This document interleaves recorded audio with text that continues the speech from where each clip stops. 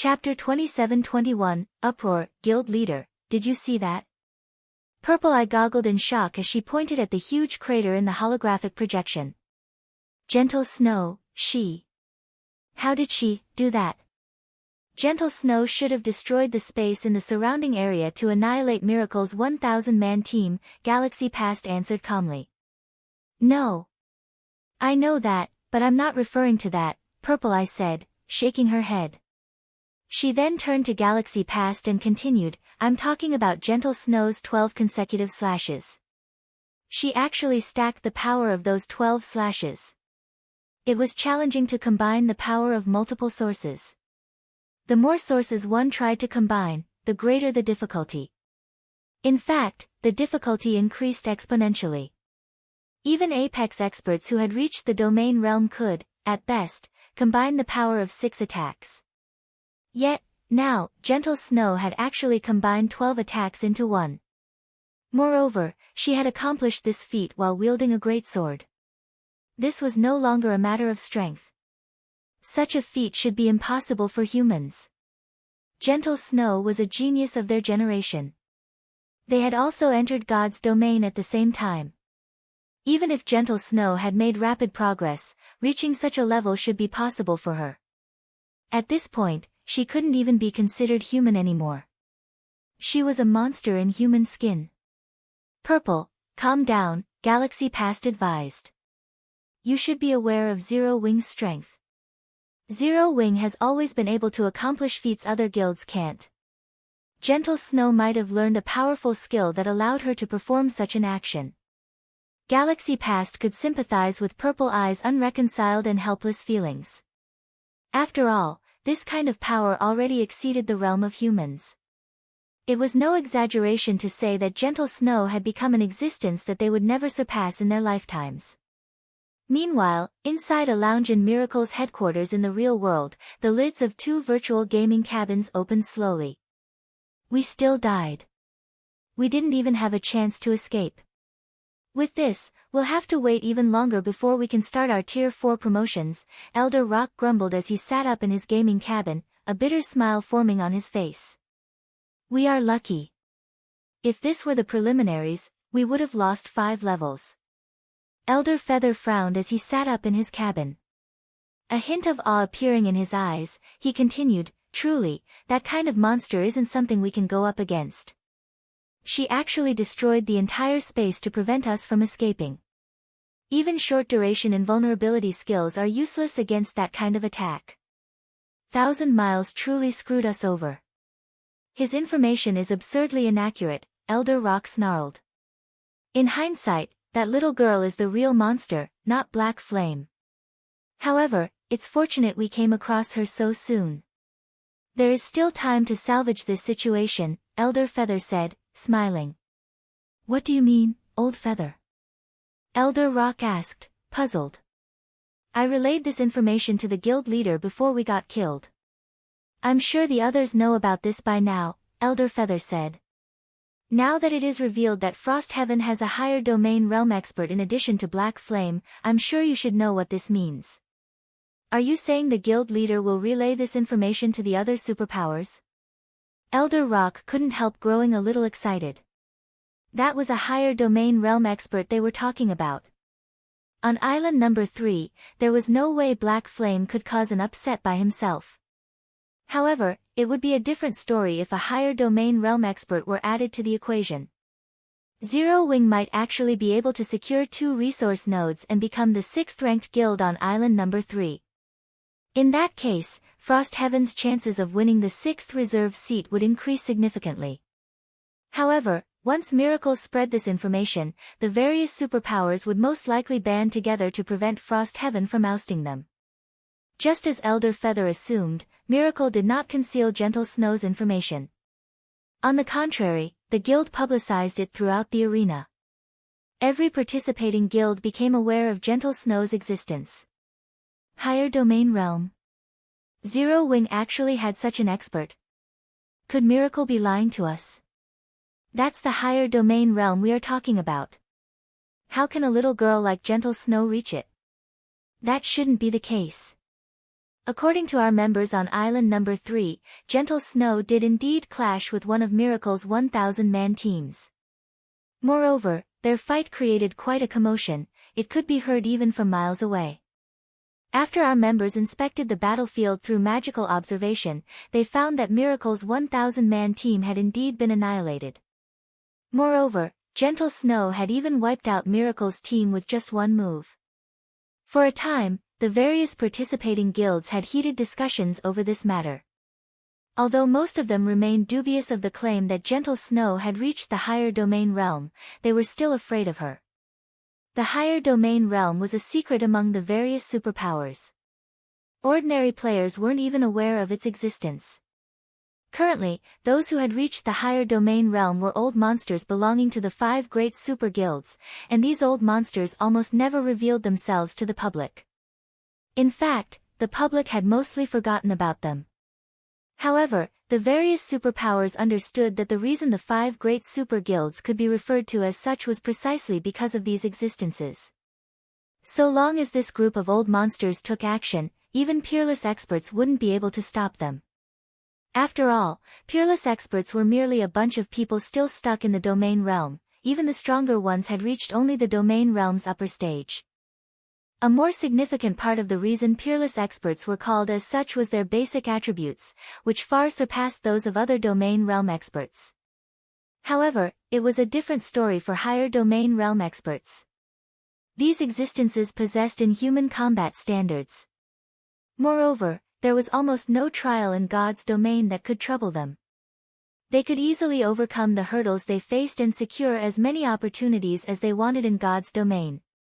One could say that in terms of both basic attributes and combat standards, higher domain realm experts far surpassed peerless experts.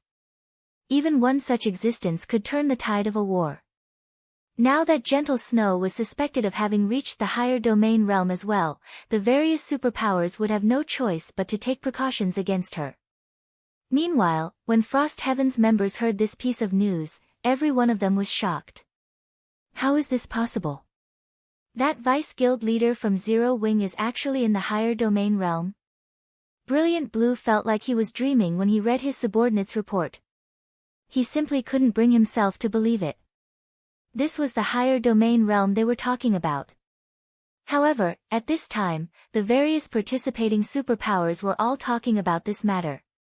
Moreover, the Frost Heaven members with Gentle Snow acknowledged that she had single-handedly wiped out Miracle's 1,000-man team. Miracle even publicly admitted that Gentle Snow had killed Rock and Feather, 2 of Miracle's elders, in a single move. After taking all these factors into account, this matter was almost certain to be true. The heavens haven't forsaken Frost Heaven. 7 Wonders grew ecstatic upon hearing this news. He then looked at Hong Xinyuan, who had reported the matter to him, and said, "Old Hong, you've really found a huge treasure for our guild this time." "Guild leader, you overestimate me." Hong Xinyuan shook his head with a smile. In reality, even he had not been aware that Gentle Snow had reached the higher domain realm. Had he known, he wouldn't have offered just 3 upper zone reserve slots to Zero Wing. Meanwhile, when Mushin, on island number 3, received the news about Gentle Snow, she was lost in thought for a long time. Black Flame.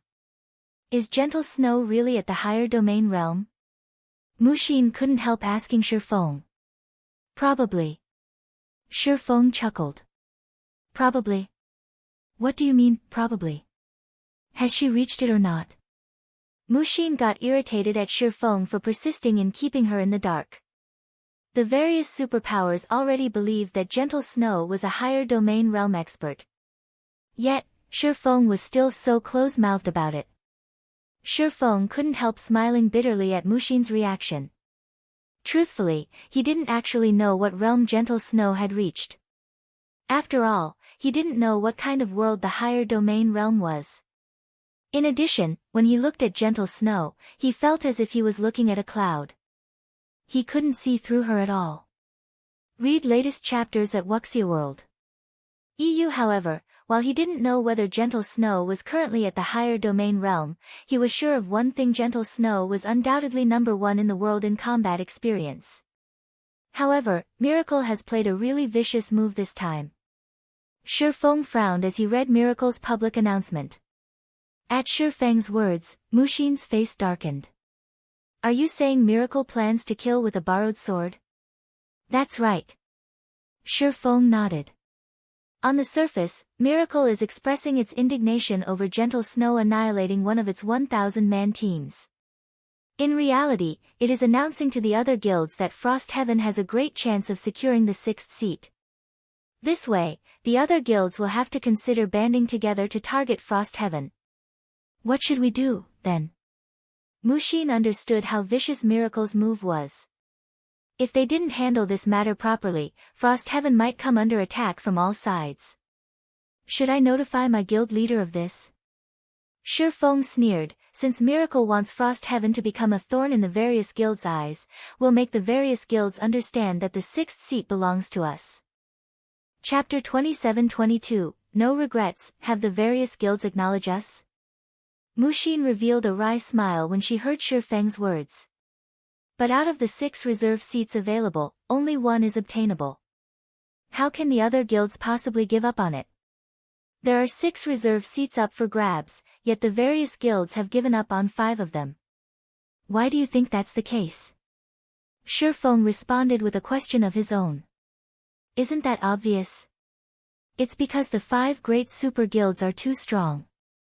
There's no way the other guilds can compete with them, Muxin answered, failing to understand why Shi Feng asked such a question. Who the owners of 5 of the 6 reserve seats were was common knowledge for everyone. Otherwise, the various guilds wouldn't be competing so desperately for the 6th seat, with some guilds even risking everything they had. That's right. It is because those 5 super guilds are sufficiently strong, Shi Feng said, nodding. Hence, those guilds don't dare compete with them. Do you mean to make the various guilds deem us too strong to provoke? That's impossible, Muxin said, shaking her head. She felt that Shi Feng was building castles in the air. Frost Heaven doesn't have that kind of strength right now. Indeed.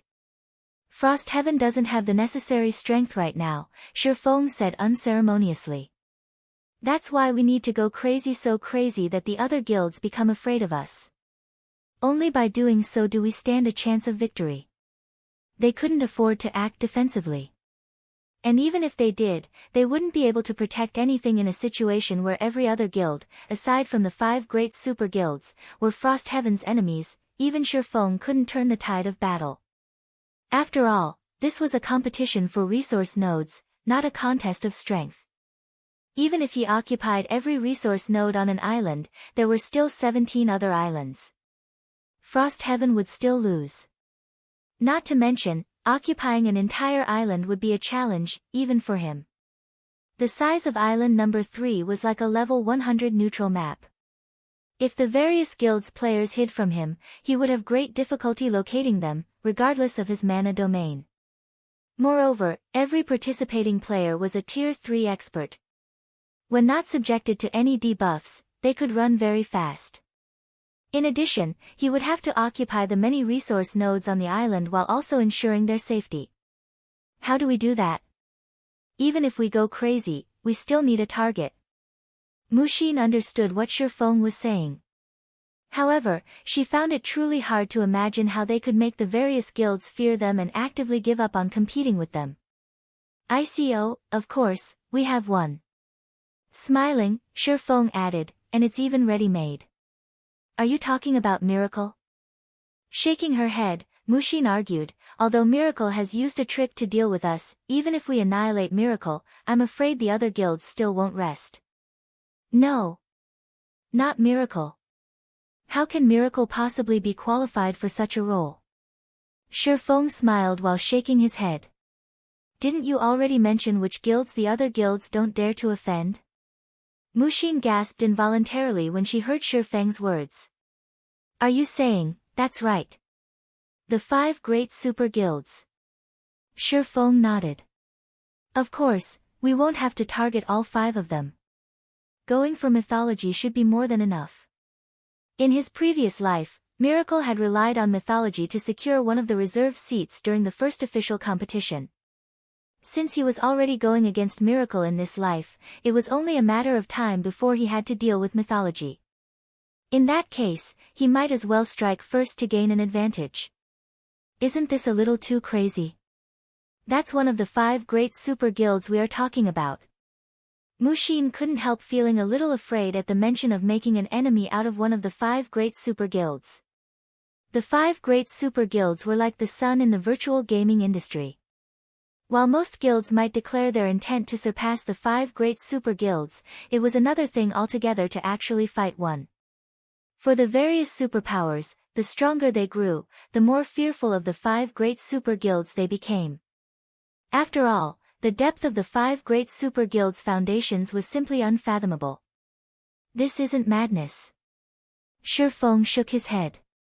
In an earnest tone, he said, "This is Frost Heaven's only way out. Whether you secure a seat will depend on your decision." Afterward, Shi Feng stopped trying to convince Mushin and had her relay this proposal to 7 wonders. Whether they went through with his plan or not would depend on Frost Heaven's guild leader. Declare war on mythology. Is Black Flame insane? Brilliant Blue trembled when he received Shi Feng's suggestion. Immediately, he contacted 7 wonders and protested, "Guild leader, that's one of the 5 great super guilds we are talking about. Even 3 Frost Heavens wouldn't be a match for it." "I understand." 7 wonders also wore a gloomy face. Helplessly, he said, "However, we only have 2 options if we wish to secure a reserve seat. One is to fight the numerous participating guilds, and the other is to fight mythology. There are no other options." Miracle's ploy was simply too vicious. If Frost Heaven went up against the various superpowers, it wouldn't stand a chance whatsoever. After all, in this scenario, Frost Heaven would lose the initiative to attack other guilds, constrained to defending its territories. However, how could it possibly defend against so many guilds with its limited numbers? Frost Heaven's only other option was to attack mythology. If Frost Heaven succeeded in causing mythology to suffer even a minor setback, it would still be of great help to Frost Heaven in securing the 6th reserve seat. Meanwhile, after 7 wonders finished speaking, Brilliant Blue also sank into deep thought. "We have only one choice now."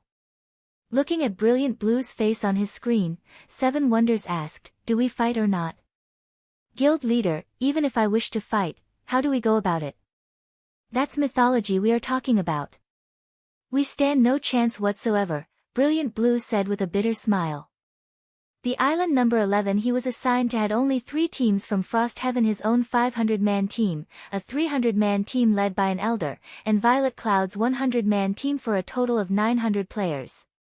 On the other hand, mythology had a total of 2,600 members on island number 11. Moreover, the person leading this force was the divine spear demon Rex, the commander of mythology's trump card legion and a legendary figure even in mythology. "Do you think the other islands have a chance of winning?" 7 wonders rolled his eyes at Brilliant Blue. Mythology's members were distributed very evenly. Any island it had a presence on had at least 2,000 mythology members. And of the 7 islands Frost Heaven's teams were assigned to, only island number 17 did not have mythology's presence. However, you don't need to hurry. Group up with Zero Wings members first before taking action, 7 wonders said. "I understand. Even if I have to put my life on the line, I will make mythology suffer." Brilliant Blue did not oppose 7 wonders' decision. This upcoming battle would decide whether Frost Heaven would rise or fall. Afterward, 7 wonders relayed his command to the Frost Heaven members on the other islands. In 2 hours, they would launch a simultaneous assault on mythology's resource nodes on Frost Heaven's 6 islands. As Frost Heaven's members waited quietly for their fateful moment, fierce battles occurred one after another on the various islands. The savage clash between superpowers thoroughly dumbfounded the spectating major powers. They never thought that the foundations of these superpowers would be so astonishing. If not for this competition, none of them would even suspect that the various superpowers' younger generation had already developed to such a frightening extent. Not only had many of these younger generation talents reached the Void Realm already, but some had even reached the Domain Realm. Given enough time, these domain realm youths would definitely become leading lights in God's domain. Shortly after the first bout of battles, the various resource nodes also fell under the ownership of players. To no one's surprise, the 5 great super guilds held an overwhelming advantage over the other participating superpowers. Close at their heels were Miracle and Sacred Temple. Both Miracle and Sacred Temple had managed to rank 6th on 5 of the islands they were assigned to. If this situation persisted, there was no doubt that the 6th reserve seat's owner would emerge from one of them. However, as everyone was guessing which of these 2 guilds would secure the 6th seat, some spectating players and participating guilds noticed a peculiarity. What's going on with Frostheaven? They're not even trying to compete for resource nodes. I know, right? Aside from ranking 5th on island number 17, they haven't taken any action on the 6 other islands. They're not giving up, are they? Have they gotten scared? Many of the participating guilds laughed at Frostheaven's performance. Initially, Frostheaven should have had a high chance of winning because of the dark horse known as Zero Wing. However, it was also because of Zero Wing's existence that Frostheaven did not dare compete with the various superpowers lest it be ganged upon. Vice Guild Leader, do you think Frostheaven will give up just like that? When Whitefeather read the summary on the battle situation, she couldn't help growing curious about Frostheaven's behavior. It's not impossible. Miracle's ploy is truly vicious. So long as Frostheaven dares make a move, every other guild will target it. Smiling faintly, Cold Shadow said, "What a pity. If Frostheaven hadn't invited Zero Wing, it might have had a chance to fight for the 6th seat. Now, it has no chance at all." Read latest chapters at Wuxia EU. At this moment, Cold Shadow wasn't the only person who thought that Frostheaven had given up. The various participating superpowers believed the same and deemed it a wise decision. After all, if Frostheaven chose to fight, it would only end up getting annihilated.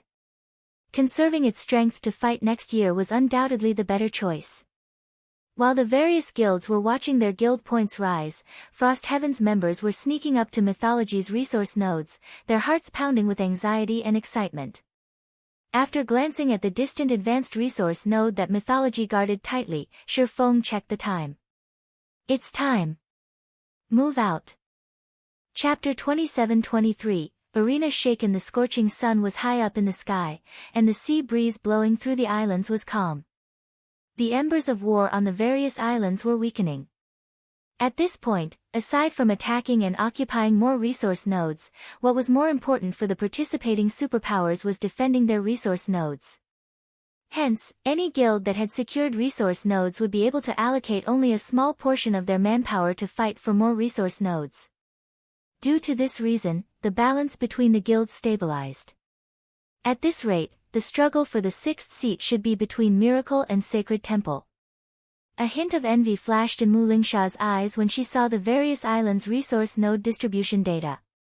Although the winners of this competition wouldn't join the ranks of the 12 great guilds and couldn't garrison an entire empire, the reserve seats still allowed guilds to garrison the cities of an empire.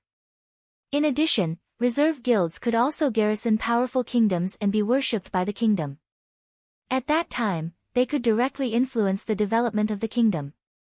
In fact, reserve guilds could initiate kingdom wars to plunder the resources of other countries and expand their own kingdom's territory and resources.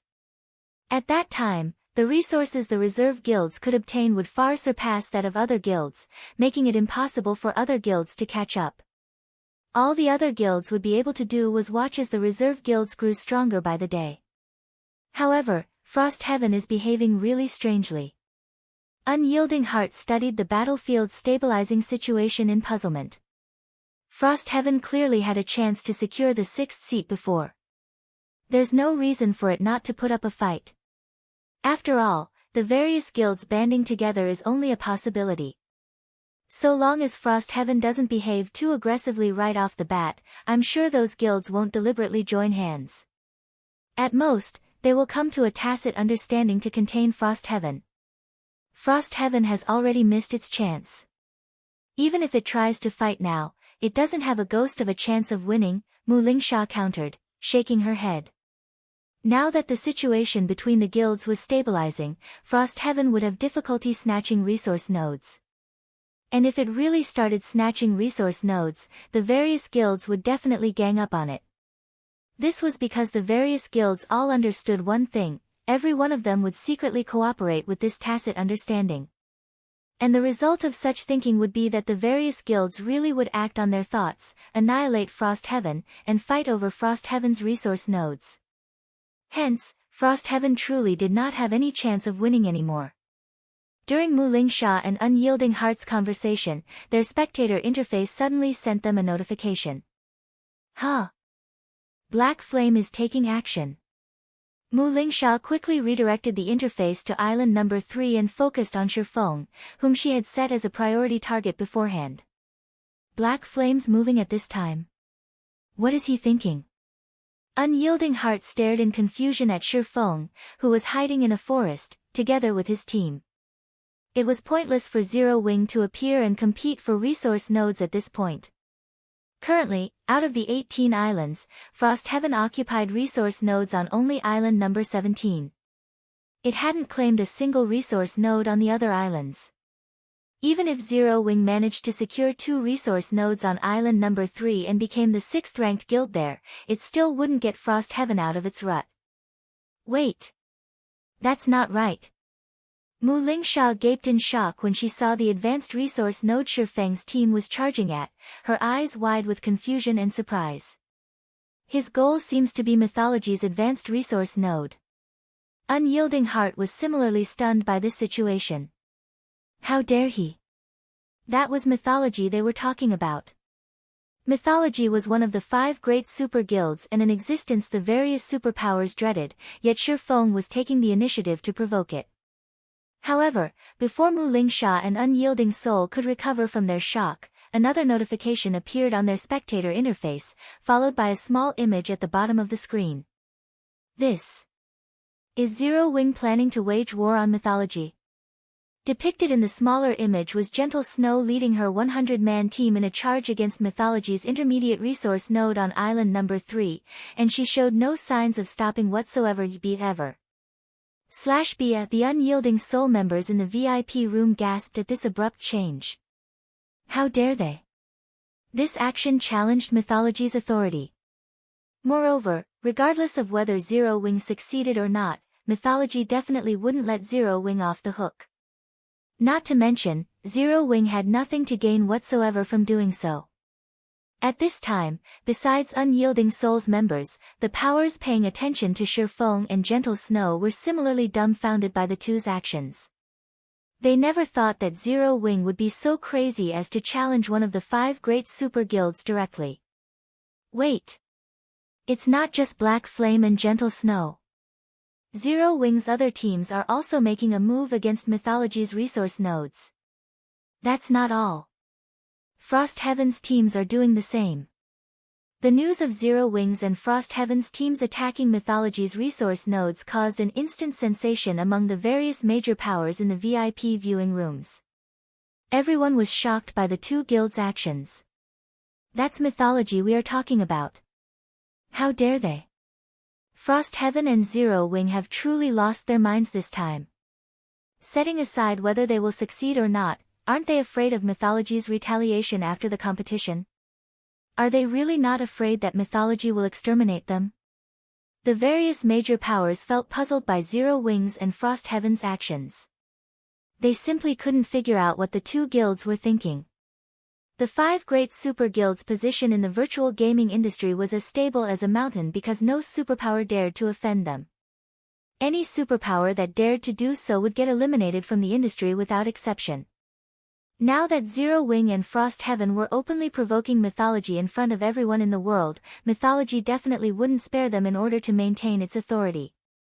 Has Seven Wonders lost his mind? Cold Shadow was incensed when she read the report that mythology's resource nodes had come under attack on 6 islands. They actually dare provoke us. Do they not know what death is? She never thought that Zero Wing and Frost Heaven would pull such an astonishing move after remaining silent for so long. Moreover, they had even chosen to challenge one of the 5 great super guilds directly. This would definitely turn mythology into a laughing stock. Interesting. This is truly interesting. I wonder if that old drunken ghost is jumping in rage right about now. When a mighty, middle-aged man with brown hair on island number 2 received news of Zero Wings and Frost Heaven's actions, he burst into laughter. Read latest chapters at Wuxia World. This middle-aged man was none other than the guild leader of Netherworld Empire, one of the 5 great super guilds. Guild leader, it is still too early to be happy. How can mythology's resource nodes be so easy to capture? Zero Wing and Frost Heaven are just looking to humiliate themselves, a tall man clad in dark gray armor said disdainfully. Zero Wing could be said to be a guild that had relied entirely on external aid to reach its current position. Although Black Flame and Gentle Snow indeed possessed noteworthy combat standards, they were still negligible existences in front of the 5 great super guilds. Regardless, having mythology lose some face is always a good thing, the middle-aged man said, chuckling. As for how long Zero Wing and Frost Heaven can last, that's not important. Mythology was one of the 5 great super guilds. It possessed trump cards beyond the imagination of ordinary superpowers. The forces it had stationed on the various large islands were particularly exceptional. Even working together, Black Flame and Gentle Snow would most likely have a tough time threatening any of mythology's resource nodes. Not to mention, both of them were taking independent action. As the various powers were feeling surprised and shocked by Zero Wings and Frost Heaven's actions, Shi Feng's 100-man team had arrived before mythology's advanced resource node. Chapter 27-24, A Gap Beyond Imagination, it's starting. I wonder if Black Flame can snatch that advanced resource node. As I see it, with his mana domain, Black Flame should fear group battles the least. However, mythology's side isn't filled with pushovers either. The one leading the defense of that advanced resource node is the Silver Ghost, Prosciutto. The legion under him is amazing. I heard they killed a level 110 superior mythic ranked world boss some time ago. The feat sent waves across the entire western continent. Crap. They're that strong. In that case, Black Flame is really in danger. I heard that superior mythics all possess mana domains. Combined with their frightening basic attributes, it shouldn't be possible for players to defeat them. Everyone in the arena paid close attention to Shi Feng's 100-man team. It was no exaggeration to say that nobody present wished to miss out on this earth-shattering battle. Many of the major powers in the VIP viewing rooms had even stopped paying attention to the other battlefields and focused solely on Shi Feng's 100-man team. At this time, as if long prepared for this, mythology's members summoned a magic barrier as soon as Shi Feng's team arrived. The barrier covered a 500-yard radius, thoroughly enveloping the advanced resource node and Shi Feng's team. Under the magic barrier's oppressive power, not only did everyone on Shi Feng's team feel their bodies growing heavier, but even their basic attributes started falling rapidly. This is an advanced magic barrier. Mushin was shocked when she saw how much her basic attributes had fallen. How is this possible? Advanced magic barriers were incredibly rare in God's domain. Just one set of magic array scrolls for an advanced magic barrier was worth a fortune. However, as the current competition prohibited the use of magic tools, players could only rely on themselves to erect magic barriers. There were strict requirements for players to use magic barriers without any external aid. Just casting an intermediate magic array required 100 players. Moreover, of these 100 players, 20 of them needed to be at the intermediate magician standard and 5 at the advanced magician standard. Otherwise, the magic array wouldn't operate. If intermediate magic arrays had such stringent requirements, one could easily imagine the requirements needed to summon an advanced magic array. Nevertheless, mythology's team had actually summoned one. This was simply unbelievable. Meanwhile, an advanced magic barrier was capable of suppressing even mythic monsters. Needless to say, it would have a tremendous effect on Tier 3 players. At this time, Frost Heaven's members all wore pale expressions on their faces. They weren't even peak experts in the guild, to begin with.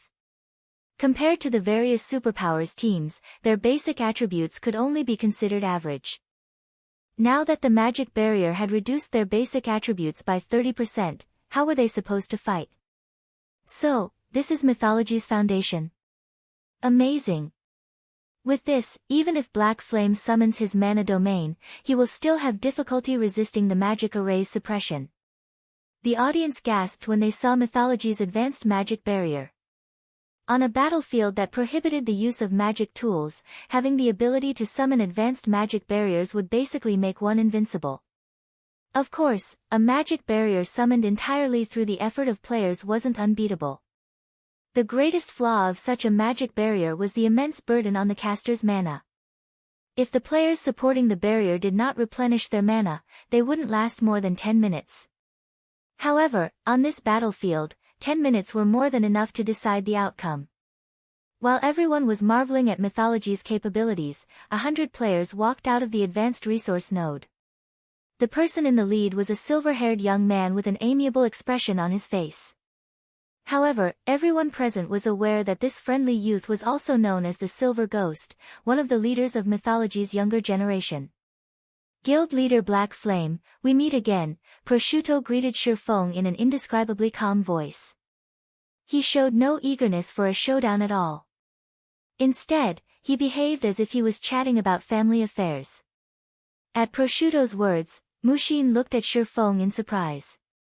Prosciutto was a big celebrity in God's domain. He had risen to the position of vice commander in mythology's trump card legion at a young age and was the designated successor of the legion's monstrous commander. You know him? Micham. We've met once on the western continent. Shi Feng nodded in response to Mushin's curiosity and surprise. There was no point in hiding the matter. After all, he had caused quite a huge scene in the Starlight Fortress, and most of the Western Continent's superpowers probably knew about his clash with mythology already. You really are heartless with your words, Guild leader Black Flame, Prosciutto sighed. The fight in the Starlight Fortress is the only humiliation I've suffered ever since entering mythology. My memory of that fight is still fresh, yet you don't take it seriously at all. Humiliation? Smiling, Shi Feng said, that's hyperbole, right? Your Eminence only failed to have your way. No. It is already a humiliation for me, Prosciutto disagreed, shaking his head. Earnestly, he continued, previously, I stated that we would meet again. Only, our reunion happened much sooner than I expected. Although I still don't think the time is right, allow me to repay some of the humiliation I suffered before. As soon as Prosciutto finished speaking, the 100 Tier 3 experts behind him promptly released their auras. It immediately felt as if a demon god had descended onto the battlefield. Of the group of 100, over 30 peak experts exuded auras rivaling that of mythic monsters. The Frost Heaven members nearly collapsed to the ground under this pressure. This is an advanced combat array. Over 30 peak experts with strength rivaling mythic monsters. No. This must be an illusion. How can there be such a large gap between our guilds? At this time, the Frost Heaven members on Shi Feng's team weren't the only ones suffering a mental breakdown. Even the various major powers in the VIP viewing rooms were dumbfounded, despair flooding their hearts. Sure enough, the gap is much bigger than we thought. Unyielding Heart smiled bitterly as he looked at mythology's 100-man team. Yes. This was the 5 great super guilds' strength. The world had always regarded the various superpowers' existence as second only to the 5 great super guilds. However, these superpowers all knew full well that aside from a select few super guilds, every other superpower was far behind the 5 great super guilds. It wouldn't even be an exaggeration to say that they were living in 2 different worlds. This was also why no single superpower dared to declare that they would replace the 5 great super guilds. It's over. It's really over now. How can the gap be this massive? Fear bloomed in Mushin's heart as she looked at the approaching 30-plus peak experts. Even her breaths became stifled. She had long since known that mythology wasn't a pushover and that the 5 great super guilds' strength the various superpowers had seen thus far was only the tip of the iceberg. However, she never thought that the reality of the situation would actually be so hopeless and suffocating. Black Flame. Sandstorm grinned smugly as he glared at Shi Feng. You only beat me last time thanks to your mana body. I'll let you know what true strength is this time. If you couldn't do it last time, then I'm afraid you still can't do it this time, Shi Feng retorted, shaking his head as he watched Sandstorm approach. Still acting stubborn even in the face of death? I want to see what other tricks you have up your sleeves this time. After saying so, Sandstorm immediately charged at Shi Feng, his speed as fast as a shooting star. The distance of 100 yards seemed almost non-existent to him. Before Frost Heaven's members could react, Sandstorm was already standing in front of Shi Feng. The dagger he wielded also turned into a phantom snake that bit at Shi Feng's heart. Tricks? Shi Feng shook his head when he saw this scene. He then stretched out his hand. Boom! A violent storm enveloped the entire battlefield, kicking up dust and dirt into the air. Read latest chapters at Wuxia World.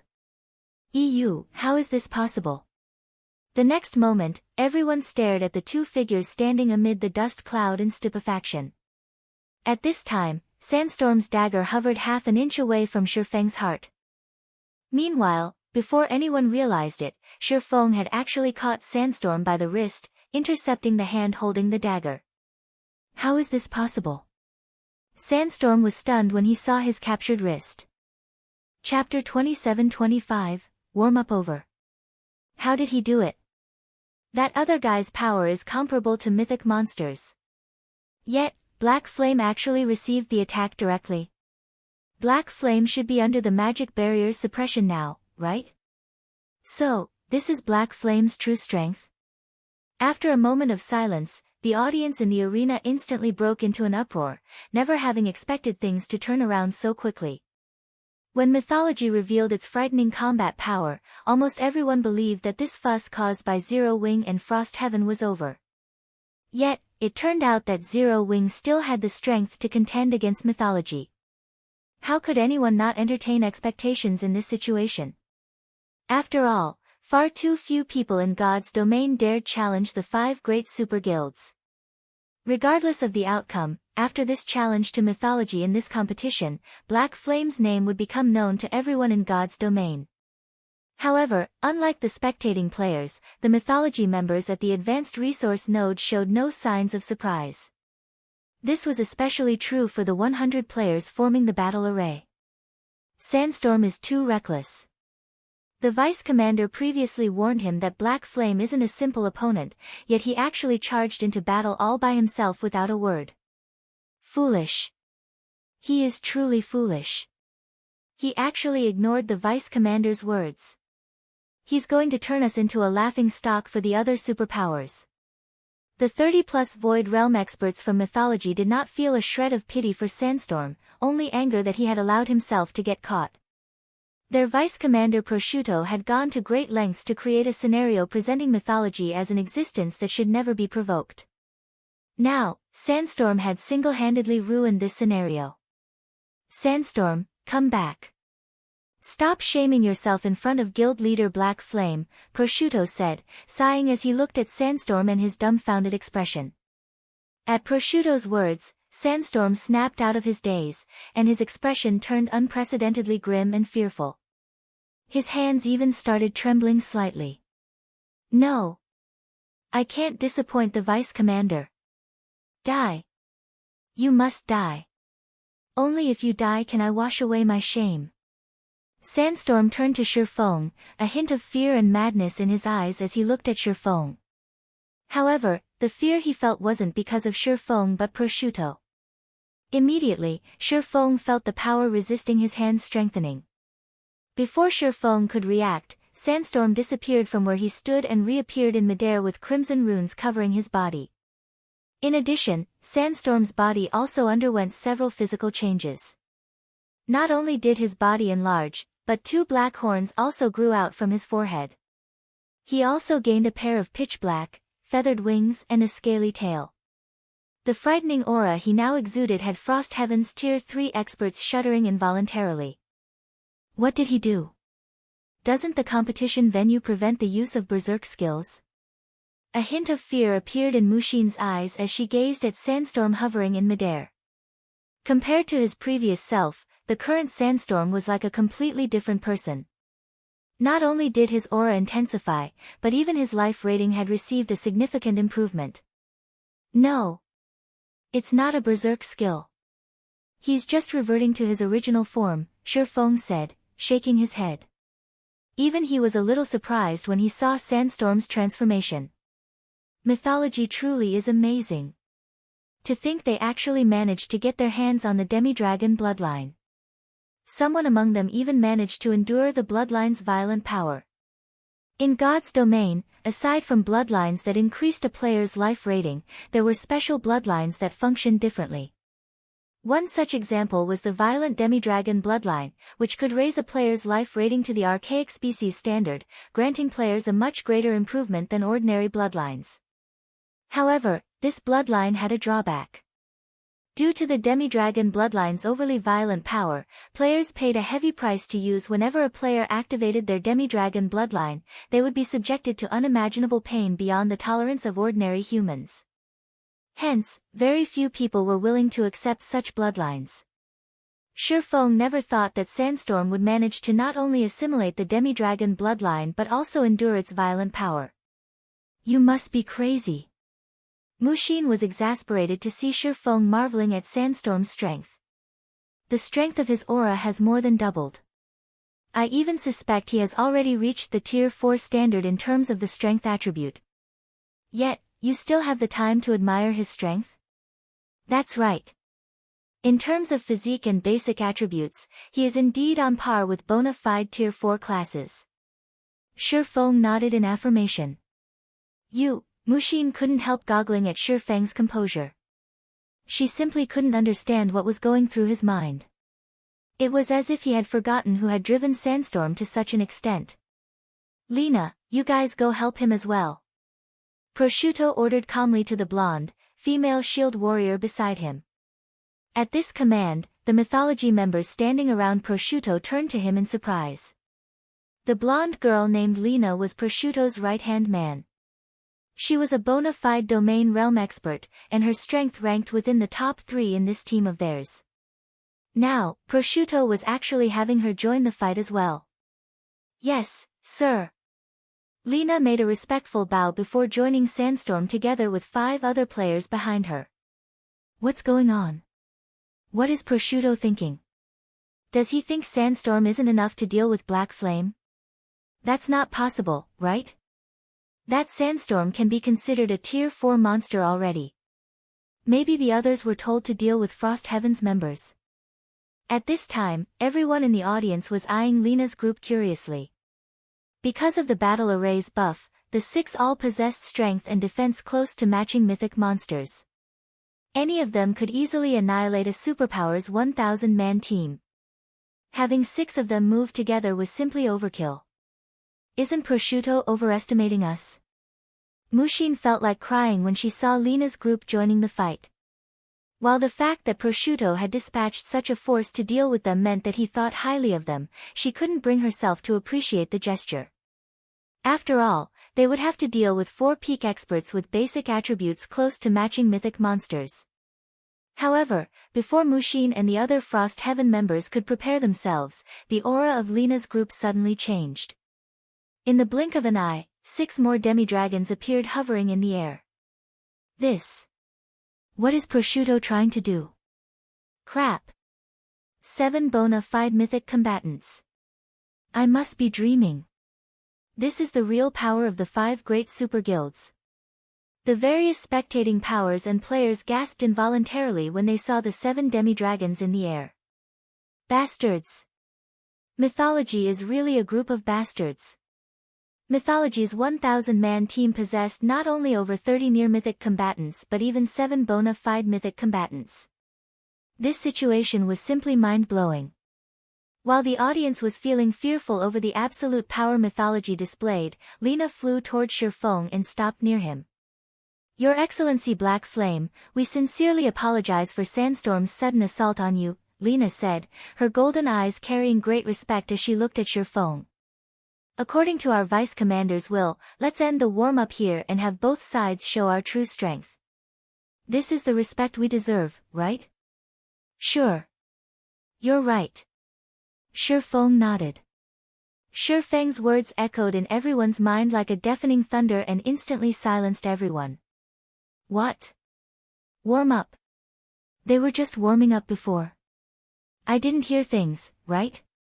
That woman actually told Black Flame that they should stop warming up. I don't believe it. I don't believe it. This is a lie. This must be a lie. The spectating powers and players felt their minds growing silly when they heard the exchange between Lina and Shi Feng. Based on Lina's words, Black Flame had still been holding back thus far, and now she was requesting him to fight with his full strength. Meanwhile, Shi Feng agreed to her request. If what Lina said was true, how much weaker were they in combat power compared to Mythology and Black Flame? At this time, Mushin stared at Shi Feng in disbelief. Shi Feng had previously stopped Sandstorm's attack, which carried power at the near-mythic standard, while under an advanced magic barrier's suppression. Yet, he hadn't used his full strength back then. However, before Frost Heaven's members could react, a surge of mana flooded in from the surrounding environment, with Shi Feng as the center. The ground and sky even shook from the sheer volume of power being gathered. Read latest chapters at Wuxia World. The magic barrier enveloping Frost Heaven's members also began cracking. Less than a second later. Boom! The advanced magic barrier shattered, transforming into countless particles of light and disappearing simultaneously. A mana domain enveloped the entire advanced resource node, causing everyone present to feel an unprecedented fear and oppression. A domain? Is this really a mana domain? Chapter 27-26, Battle of Monsters with Shi Feng as the center. A dark space with a 1,000-yard radius enveloped the advanced resource node and its surroundings. The mana inside the dark space flowed so rapidly that even ordinary players could sense the flux. The feeling of devastation and oppression this dark space gave off made even the audience in the distant spectator stands fearful. How can such a powerful mana domain exist? Even the mana domain of superior mythics isn't this strong. The advanced magic barrier shattered? Shouldn't mana domains be weaker than magic barriers? Many of the major powers spectating from the VIP viewing rooms had knowledge of mana domains. Some of them had even experienced one before. However, compared to what they had seen and experienced, Shi Feng's mana domain was on a completely different level. So, this is his mana domain? Mushin, who stood near Shi Feng, was stunned right now. When she looked at Shi Feng again, she felt as if she was seeing him for the first time. She had heard from Frost Heaven's deceased foreign aide that Shi Feng's mana domain was incredibly powerful. However, the mana domain before her was not just powerful but a whole new ball game altogether. Shi Feng's mana domain had essentially created a world of its own, and within this world, he controlled everything. In this space, Tier 3 experts were basically ants in front of Shi Feng. Meanwhile, Sandstorm hovering in midair was dumbfounded when he saw Shi Feng's astonishing mana domain. A player's mana domain can actually be this strong? Sandstorm's heart roiled with doubts as he felt the strong repulsive force coming from all directions. Shi Feng's mana domain was much stronger than that of superior mythics. Even after transforming into his demi-dragon form and gaining a Tier 4 physique and basic attributes, Sandstorm still suffered a significant restriction in his movements. By his estimates, he had lost around 20% of his basic attributes. His reaction speed and movement speed had also fallen by 30%. Now, his overall combat power was barely at the Tier 4 standard. Let's get started, then. After glancing at Lina and the other demi-dragons, Shi Feng unsheathed the abyssal blade and vanished. Where did he go? Shi Feng's sudden disappearance confused Frost Heaven's members. He disappeared. At this moment, let alone Frost Heaven's members, even the audience in the spectator stands were stunned. A living human had actually disappeared from their godlike perspective. However, before anyone could react, an explosion suddenly sounded in midair. Boom! The next moment, a black shadow crashed into the ground, the impact creating cracks that extended over 20 yards. The frightening shockwave nearly toppled the nearby Frost Heaven members. What happened? Everyone gaped in shock when they saw the figure on the ground, their eyes wide with disbelief. Without anyone realizing it, Shi Feng had appeared amid the flock of hovering demi-dragons, fresh blood coating his longsword. Meanwhile, the figure on the ground actually belonged to a demi-dragon. At this moment, not only did this demi-dragon's armor sport a bone-deep cut, but 1/8 of his HP had vanished. The speed of Shi Feng's attack was simply unheard of. However, compared to the audience and Frost Heaven members, the mythology members spectating the fight were much more surprised by this situation, especially Sandstorm. A hint of confusion lingered in his eyes as he glared at Shi Feng after transforming into our demi-dragon form. With the combat arrays buff, we wouldn't lose even 3% of our HP after taking a direct hit from a mythic monster. How can Black Flame have such great strength? Fear surfaced in Sandstorm's eyes as he analyzed the situation. As demi-dragons, they could be considered bona fide Tier 4 combatants. Yet, even in such a situation, they still were no match for Shi Feng. Sandstorm simply couldn't fathom how much strength Shi Feng had. As expected of the demi-dragon bloodline combined with an advanced combat array's assistance, it'll be difficult to finish one of them quickly. When Shi Feng looked at the demi-dragon on the ground, he was slightly surprised. Although he didn't use any skills or spells in his attack, he wielded a fragmented legendary weapon and wore several fragmented legendary items. In terms of the strength attribute, he already rivaled superior mythics of the same level. This was why he could slay Tier 3 players effortlessly. However, despite having such basic attributes, he had only managed to take away 1/8 of the demi-dragon's HP with his normal attack. The defense of the demi-dragon he targeted could rival that of superior mythics. Everyone, don't get entangled with him. His attributes and speed are above ours. All we need to do is deplete his stamina and concentration. Lina commanded calmly and without hesitation. Maintain your distances. Jack, prioritize protecting our healers. He definitely won't last long in a protracted battle. Understood. Lina's command boosted the demi-dragon's fighting spirit, and they promptly went into action. With Lina taking the lead, 5 demi-dragons surrounded and attacked Shi Feng.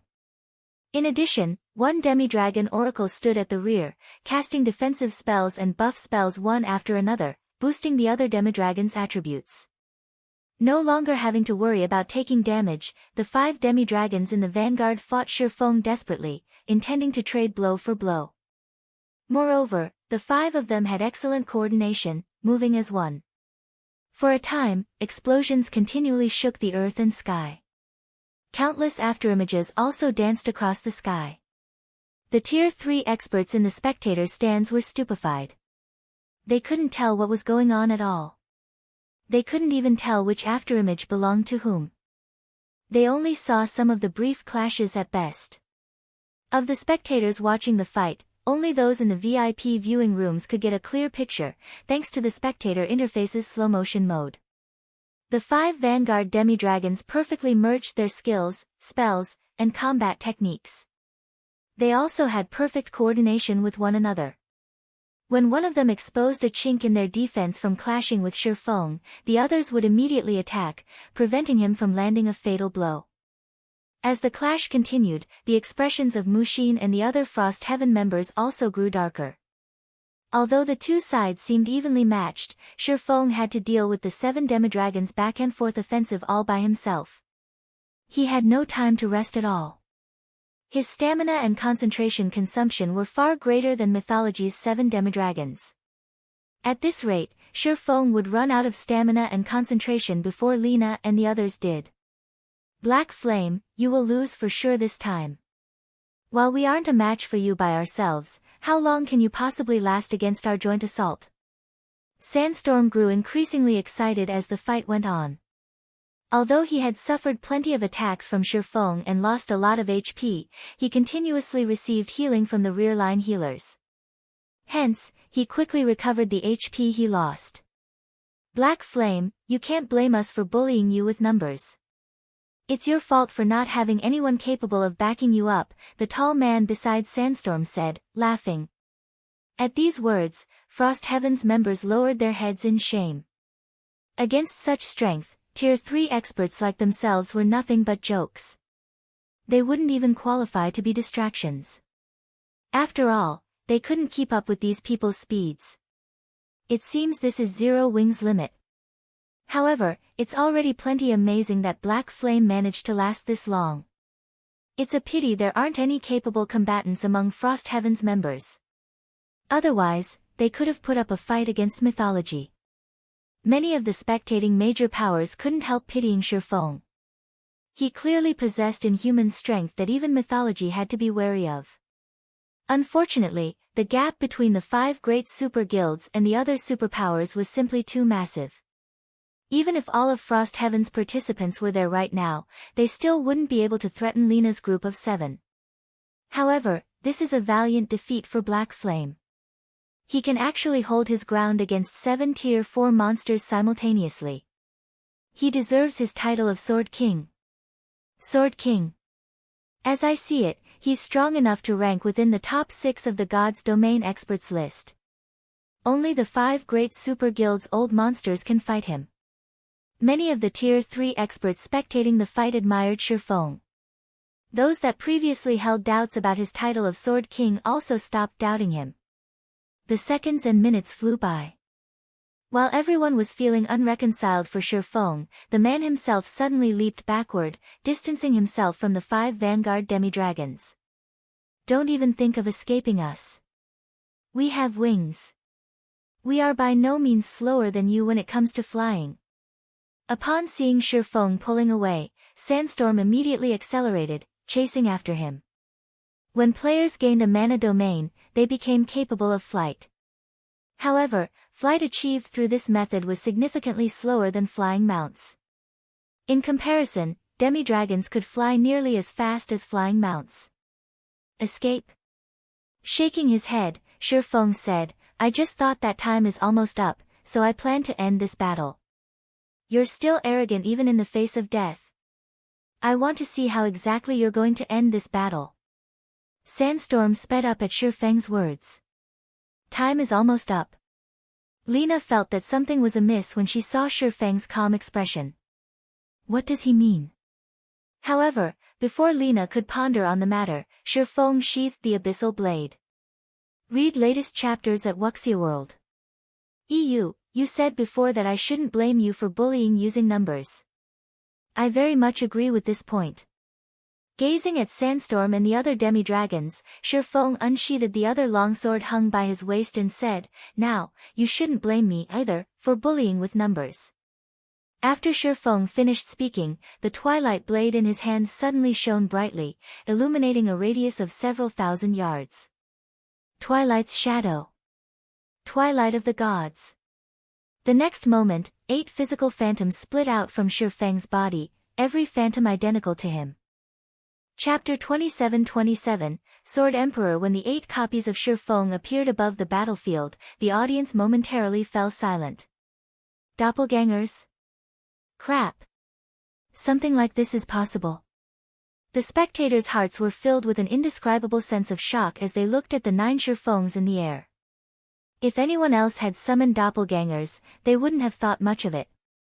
However, Shi Feng was someone capable of single-handedly going up against 7 bona fide mythic combatants with Void Realm combat standards.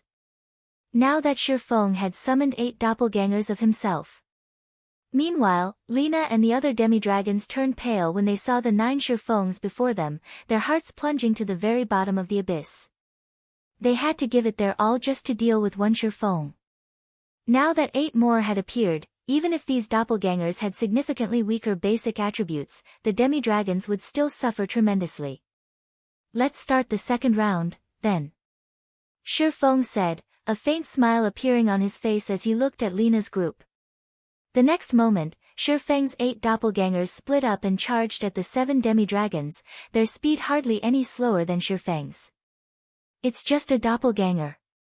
Do you think you can scare me with it? Sandstorm stabbed his dagger at the doppelganger approaching him, the weapon instantly transforming into a dozen shadow snakes. Advanced combat technique, rampant bites. Seeing the approaching shadow snakes, the doppelganger brandished its sword. 6 extreme slashes. The next moment, 6 sword lights tore through space, shattering the shadow snakes. One of the sword lights even bypassed the shadow snakes and landed on Sandstorm's shoulder. After the sword light passed through, a bone-deep cut appeared on Sandstorm's shoulder. The assassin's body shot backward like a meteor and smashed into the ground. As for his HP, it had fallen by over 1/8 of its total. Aside from Sandstorm, the other demi-dragons were also sent smashing into the ground by Shi Feng's doppelgangers and suffered heavy injuries. They were utterly incapable of resisting the doppelgangers at all, and they could only watch as their HPs continuously decreased. Out of the 7 demi-dragons, only Lena, who had activated a Tier 3 life-saving skill and reduced the damage she sustained by half, was in a better condition. However, as she had to cope with 2 of Shi Feng's doppelgangers, her HP still decreased steadily. It was only a matter of time before she got killed. Those doppelgangers are so strong. Aren't those doppelgangers a little too much? I get the feeling that just one of Black Flame's doppelgangers is more than enough to kill a mythic monster already. The audience in the spectator stands couldn't believe their eyes when they saw Shi Feng's doppelgangers suppressing Lena's group. Everyone present had seen doppelgangers before. However, this was the first time they had seen a player's doppelganger capable of suppressing Tier 4 combatants. No wonder. So, this is why Black Flame is confident in provoking mythology. Unyielding Heart felt endless admiration for Shi Feng when he saw Lena's group getting beaten up. It had been a long time since anyone had dared challenge the 5 great super guilds in the virtual gaming industry. Now, not only did Shi Feng possess the combat power to overwhelm 7 Tier 4 combatants, but it was also almost certain he would be able to capture mythology's advanced resource node. On the battlefield, Lena and the other demi-dragons saw their HPs fall below the critical level. With only 3 or 4 more exchanges, they would fall to Shi Feng's doppelgangers. However, before the battle could continue, several dazzling sword lights struck at the doppelgangers. Boom! Boom! Boom! Shi Feng's doppelgangers hurriedly defended against the attacks, the collisions resulting in explosions that created massive spatial rifts. Vice Commander! Lena and the others were ecstatic when they saw the origin of the sword lights. The person that just took action was none other than Prosciutto, the vice commander of mythology's trump card legion. However, Prosciutto's appearance had already undergone a drastic change at this time. Runes had appeared all over his pitch-black armor, and complex magic arrays covered his forehead and eyes. He also exuded a majestic aura reminiscent of a demon god, even Shi Feng's mana domain couldn't suppress him. A bronze combat array. Shi Feng's eyes were blank with surprise as he looked at Prosciutto's transformation. However, he soon shook his head in denial. No. A bronze combat array shouldn't be something Tier 3 players can activate. Moreover, it's impossible for bronze combat arrays to make an appearance at this stage of the game. Before Shi Feng could analyze the situation in detail, Prosciutto raised the purple greatsword he wielded and instantly appeared before him. The aura he exuded could make even mythic monsters fearful. No. Impossible. Is he really a Tier 3 player? His aura is stronger than even that of superior mythics. Everyone spectating the fight gasped spontaneously at Prosciutto's astonishing transformation. Mushin, who stood on the battlefield, couldn't help staring at Prosciutto in horror and surprise. She couldn't bring herself to believe this was true. Previously, Lena and the others had already displayed monstrous strength. Mushin never imagined that Prosciutto would be even more monstrous. At this time, Prosciutto could no longer be considered a Tier 3 player. He looked more like a dragon wearing human skin. The terrifying aura he exuded caused the Tier 3 experts present to stumble backward, none of them daring to meet his gaze. The only time Mushin had felt such a terrifying aura was when she faced a Tier 4 dragon. Guild leader Black Flame, you have truly surprised me, Prosciutto said as he observed Shi Feng, his voice full of fighting spirit. You are the first person to have forced me to use this form. As a token of my gratitude, I will be your next opponent. As soon as Prosciutto said so, the audience in the spectator stands cheered inwardly. Crap. Are you kidding me? Even Prosciutto intends to take action. A fight between the formidable Prosciutto and Unfathomable Black Flame. This will definitely be the apex fight of God's domain. It's more than just an apex fight. Look how the initial clash between the two already shattered the sky. If the two really fight each other, the entire island might get destroyed. Monsters. These two are real monsters. Just getting the chance to spectate a fight between them is well worth the ticket price. At this time, besides the players on the spectator stands, the various major powers in the VIP viewing rooms were also greatly shocked by Prosciutto's declaration.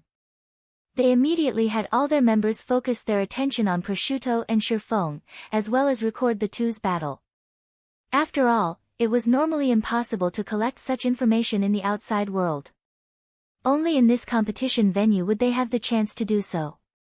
However, after hearing Prosciutto's declaration, Shi Feng abruptly turned away. "Are you two not going to come together?" Shi Feng asked loudly as he looked at the empty sky. Shi Feng's words confused everyone present. Is he talking to himself? Is there something in the sky? Impossible. My screen isn't showing anything there. Black Flame must have seen wrong. However, before anyone could dismiss their doubts, a deep voice suddenly came from the void and echoed throughout the sky. Amazing. As expected of the person Prosciutto and Cold Shadow are interested in. The next moment, a black shadow gradually appeared in the air. When this black shadow revealed itself, everyone saw that it was a white-cloaked man of indiscernible age. Moreover, despite the man clearly standing in midair, it was as if no one could perceive his existence in their mind. Everyone looking at him ignored his existence automatically. Crap. Isn't he that existence from mythology? Insane. This is insane. Mythology actually let this person join the competition. Is mythology trying to secure the championship? The players in the spectator stands were unfamiliar with this white-cloaked man. On the other hand, a wave of exclamations swept through the VIP viewing rooms when they saw him. After all, this white-cloaked man was one of the terrifying existences in mythology who had reached the higher domain realm. Nobody knew his true age. The only thing others knew was that this man, called Odin, was one of mythology's 3 grand elders. Even mythology's guild leader had to obey his words. "Sir. Why are you here?" Prosciutto put on an indescribably respectful expression the moment he saw the white-cloaked man. It was as if he had just seen a real god. "I only came here to deal with some matters, but it seems that won't be possible now," Odin said before glancing at Shi Feng. He then continued calmly, "Pack up. We're abandoning this advanced resource node. Read latest chapters at Wuxia World. EU, we're abandoning it." Prosciutto was stunned. But, why? This was the perfect chance for him to eliminate Shi Feng. How could he possibly be willing to give up at a time like this? At this moment, let alone Prosciutto, everyone spectating the battle was dumbfounded. Since when was mythology so generous? Because, taking another glance at Shi Feng, Odin chuckled, he is already a Tier 4 Sword Emperor. Chapter 27-28, Sword Emperor's Might, a Sword Emperor? Prosciutto was stunned when he heard Odin's words, his eyes doubtful as he looked at Shi Feng. Although some experts in God's domain had already reached level 120, reaching level 120 and getting promoted to Tier 4 were two entirely different matters. Reaching level 120 only meant that a player had met the most basic of requirements for the Tier 4 promotion. According to the various guilds' understanding, players would need to search for their Tier 4 legacy lands after reaching level 120, a truly challenging task. Even the 5 great super guilds would need a lot of time to search for just one legacy land. Not to mention, players would then have to challenge this legacy land to obtain their legacy. Meanwhile, Shi Feng was merely the guild leader of a pseudo-superpower. How could he possibly locate a legacy land faster than the various super guilds? A Tier 4 Sword Emperor? No way. It's only recently that some people have reached level 120, yet he's already gotten promoted to Tier 4 Sword Emperor? This is a lie. This must be a lie. That's a Tier 4 class we are talking about. Even the kings of the various kingdoms fear a Tier 4 existence. How can anyone possibly get promoted to Tier 4 so soon? The spectating players had likewise heard Odin's words, and a wave of commotion immediately spread among them, everyone expressing their doubts about Shi Feng's successful promotion to Tier 4. Although Shi Feng had indeed displayed frightening combat power, they still found it possible for a Tier 3 player to do so. After all, many treasures in God's domain could allow players to become incredibly strong. Lena's group of 7 was a perfect example. However, reaching Tier 4 was a different story. Tier 4 existences were powerhouses publicly acknowledged by the NPCs in God's domain. Take the current Tier 4 NPCs, for example. No superpower dare defend Tier 4 NPCs. The 5 great super guilds were no exception. This was because Tier 4 was a taboo that had been deeply engraved in the bones of God's domain's players. Tier 4 NPCs were existences that shouldn't be offended under any circumstances. In fact, the various major powers suspected that even the superpowers Tier 3 experts would have to wait until around level 130 to get promoted to Tier 4. On the battlefield, Mushin stared at Shi Feng in shock and expectation. If this is true. When Mushin considered the possibility that Shi Feng was a Tier 4 Sword Emperor, a passionate flame burned in her heart. If Odin's words were true, then Frost Heaven's position on island number 3 was secured. This also meant that Frost Heaven would have a chance of securing the 6th reserve seat and becoming one of the true giants in God's domain. Simultaneously, however, Mushin also couldn't help feeling dubious. While players like herself were still agonizing over unlocking their mana bodies and thinking about how to search for their legacies after reaching level 120, Shi Feng had already completed all these tasks and even reached Tier 4. No matter how she thought about it, this situation was simply implausible. Are you really a Sword Emperor? Prosciutto couldn't help asking Shi Feng. Although Odin had already spoken, Prosciutto still wished to verify this matter with Shi Feng. Immediately, everyone in the arena focused on Shi Feng, wanting to hear the truth from his mouth. That's right. I am indeed a Tier 4 Sword Emperor. Shi Feng nodded. At the same time, he glanced reflexively at Odin, his eyes full of surprise. If a player did not register themselves at the Adventurers Association and redeem their Tier 4 class emblem, it should be impossible for others to notice their identity. This was especially true if the player in question had hidden their aura and concealed their identity using special tools. In Shi Feng's opinion, he had concealed his promotion very thoroughly all this time. When he fought earlier, he even limited himself to low-tier skills and spells. He also had the Nightwalker's cape to conceal his life aura. As for his mana domain, that couldn't be used to prove anything. The mana domain's acquisition and strengthening mainly depended on a player's control over mana. The better one's mana control, the stronger the mana domain they could summon. It was unrelated to one's tier at all. Meanwhile, following Shi Feng's acknowledgement, silence spread across the entire arena. At this stage of the game where even Tier 3 players were rare, a Tier 4 player had actually come into existence. It was as if Shi Feng was making a joke of all their efforts. No. That's impossible. I won't acknowledge it. Sandstorm's eyes turned bloodshot as he glared at Shi Feng. How can you possibly have reached Tier 4 already? You must be lying. You're trying to fool us into giving you this resource node without a fight. I won't let you succeed. I will expose you. At this point, Sandstorm had already thoroughly lost his mind. Sandstorm had thought that he had grown a lot stronger since his last defeat at Shi Feng's hands and anticipated that the gap between them had shrunk significantly already. Now, he was being told that not only did the gap not shrink in the slightest, but it had even widened instead. In Sandstorm's opinion, Shi Feng was merely the guild leader of a small guild.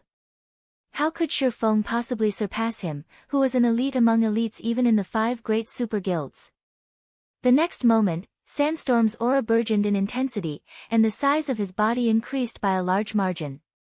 Scales also started growing on his face and body. Now, he practically looked like a miniature infant dragon. Flapping his powerful wings, Sandstorm swept up a gale and instantly arrived before Shi Feng.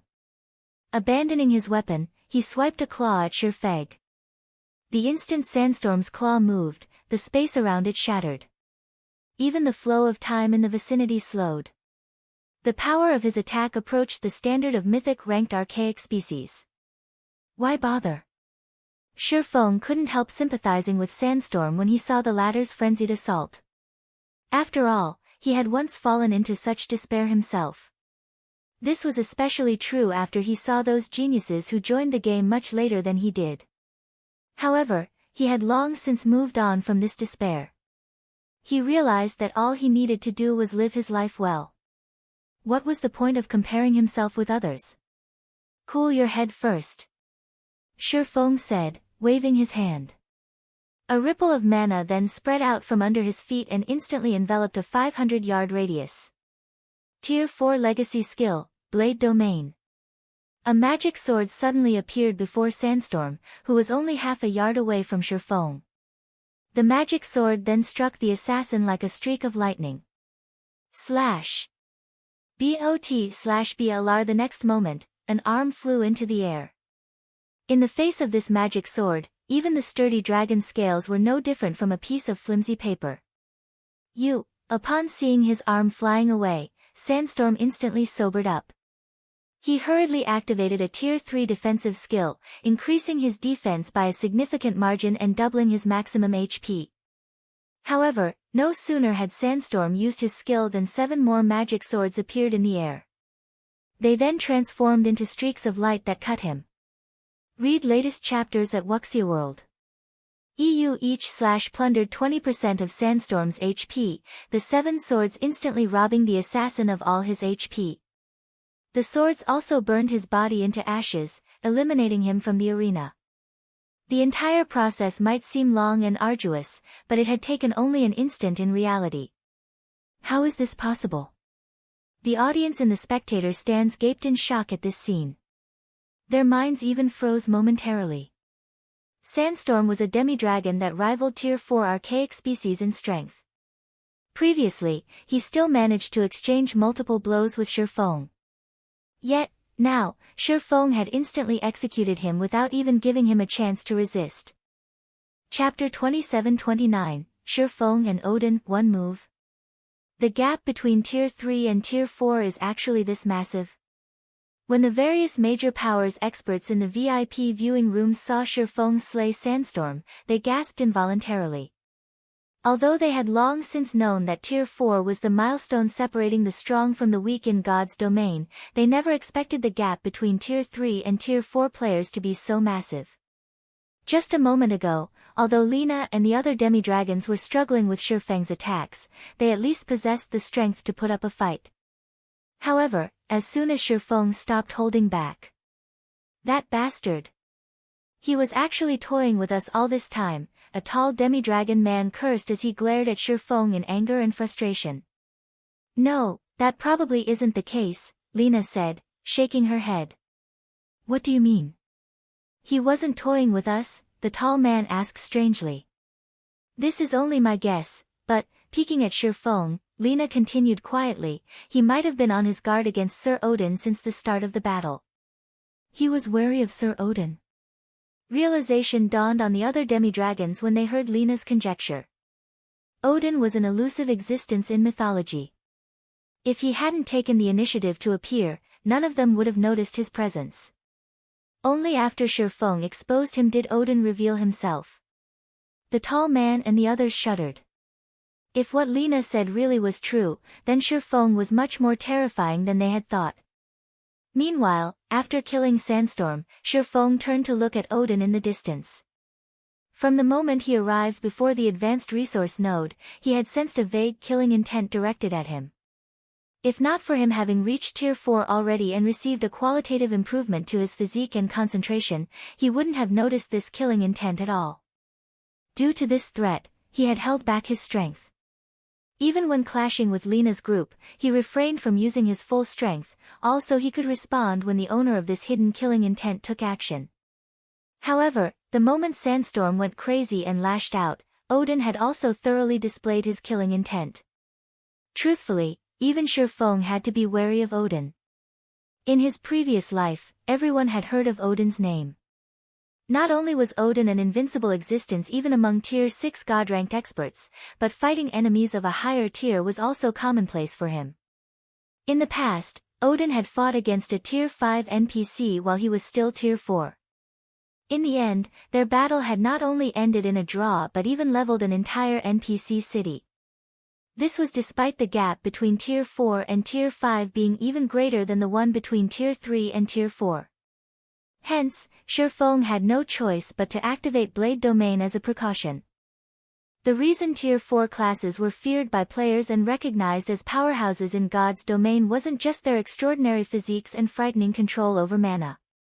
Instead, a larger part was due to the Tier 4 skills and spells they wielded. In God's domain, there was a qualitative difference between Tier 3 and Tier 4 skills. This was because Tier 4 skills mainly relied on mana in the natural world to activate. In comparison, Tier 3 skills relied on the user's mana to activate. Due to this difference, the power levels of the two were worlds apart. With the aid of Tier 4 skills and spells, Shi Feng dared to fight against even true Tier 3 infant dragons, let alone kill a demi-dragon like Sandstorm. However, to Shi Feng's surprise, Odin never actually took action. He only used his killing intent to create an illusion of wanting to take action. Youngsters nowadays really are getting better and better. A smile appeared under Odin's hood. The man then looked at Prosciutto and said, "Let's go." "Yes, sir." Prosciutto no longer hesitated this time. However, when he walked past Shi Feng, he also gave the latter a glance. Although he didn't say anything, the intention his eyes conveyed was obvious. "We will meet again." Afterward, Prosciutto and the rest of Mythology's 1,000-man team left the advanced resource node. They gave up the resource node very decisively and departed for another resource node together with Odin. They left? They left, just like that. That Odin actually didn't take action. The audience was stunned by this situation. The originally heaven-defying battle had actually ended in such a manner. Moreover, Mythology's members had given up the fight so decisively. This was completely different from how the 5 great super guilds operated normally. At this moment, even Mushin was taken aback by this situation. "Is this our victory?" Mushin couldn't help asking Shi Feng. Odin's name was synonymous with destruction to the various superpowers. Now that Mythology had mobilized even Odin, she found it truly inconceivable that Mythology would give up just because of one Tier 4 player. After all, while a Tier 4 existence was an invincible enemy for the various superpowers, that might not necessarily be the case for the 5 great super guilds. "I guess so." Shi Feng nodded while looking at Odin's departing figure. Odin's decisiveness had caught even Shi Feng off guard. Initially, Shi Feng had already braced himself to fight for his life. He had even resolved to use some of the trump cards he had kept hidden all this time. However, he now felt as if he had just punched at empty air. "Do we still take control of this resource node?" Mushin asked. "Of course," Shi Feng answered decisively. "We went through great difficulties to win it." "Okay. I'll have the others set up a perimeter now." Upon hearing Shi Feng's answer, Mushin immediately had her subordinates take up stations around the resource node to prevent others from stealing it. After leaving the resource node, Prosciutto couldn't help turning to Odin in confusion. "Sir Odin, since we surrendered the resource node to Black Flame so easily this time, I'm afraid the other 4 guilds will most likely ridicule us. Some superpowers might even start to make light of us because of this. Are we really not going to do anything?" Prosciutto asked. In Prosciutto's opinion, even if Shi Feng was a Tier 4 player, their team still had a fighting chance, especially since Odin was present. It wouldn't even be strange if they managed to take down Shi Feng. Yet, Odin had unexpectedly given away the resource node without a fight. "Now isn't the time to fight," Odin replied, shaking his head. "Moreover, we know too little about Zero Wing." "It isn't the time to fight?" Prosciutto grew even more confused at Odin's words. "Why?" With mythology's strength, they wouldn't fear fighting the 4 other super guilds, much less Zero Wing. In fact, he was confident mythology could triumph over any of the other 4 guilds. Now, they were actually retreating because of Zero Wing. When news of this matter spread, mythology would most likely become the various superpowers' laughing stock. Read latest chapters at Wuxia World. EU, take a look at these. Odin did not grow angry over Prosciutto's doubts.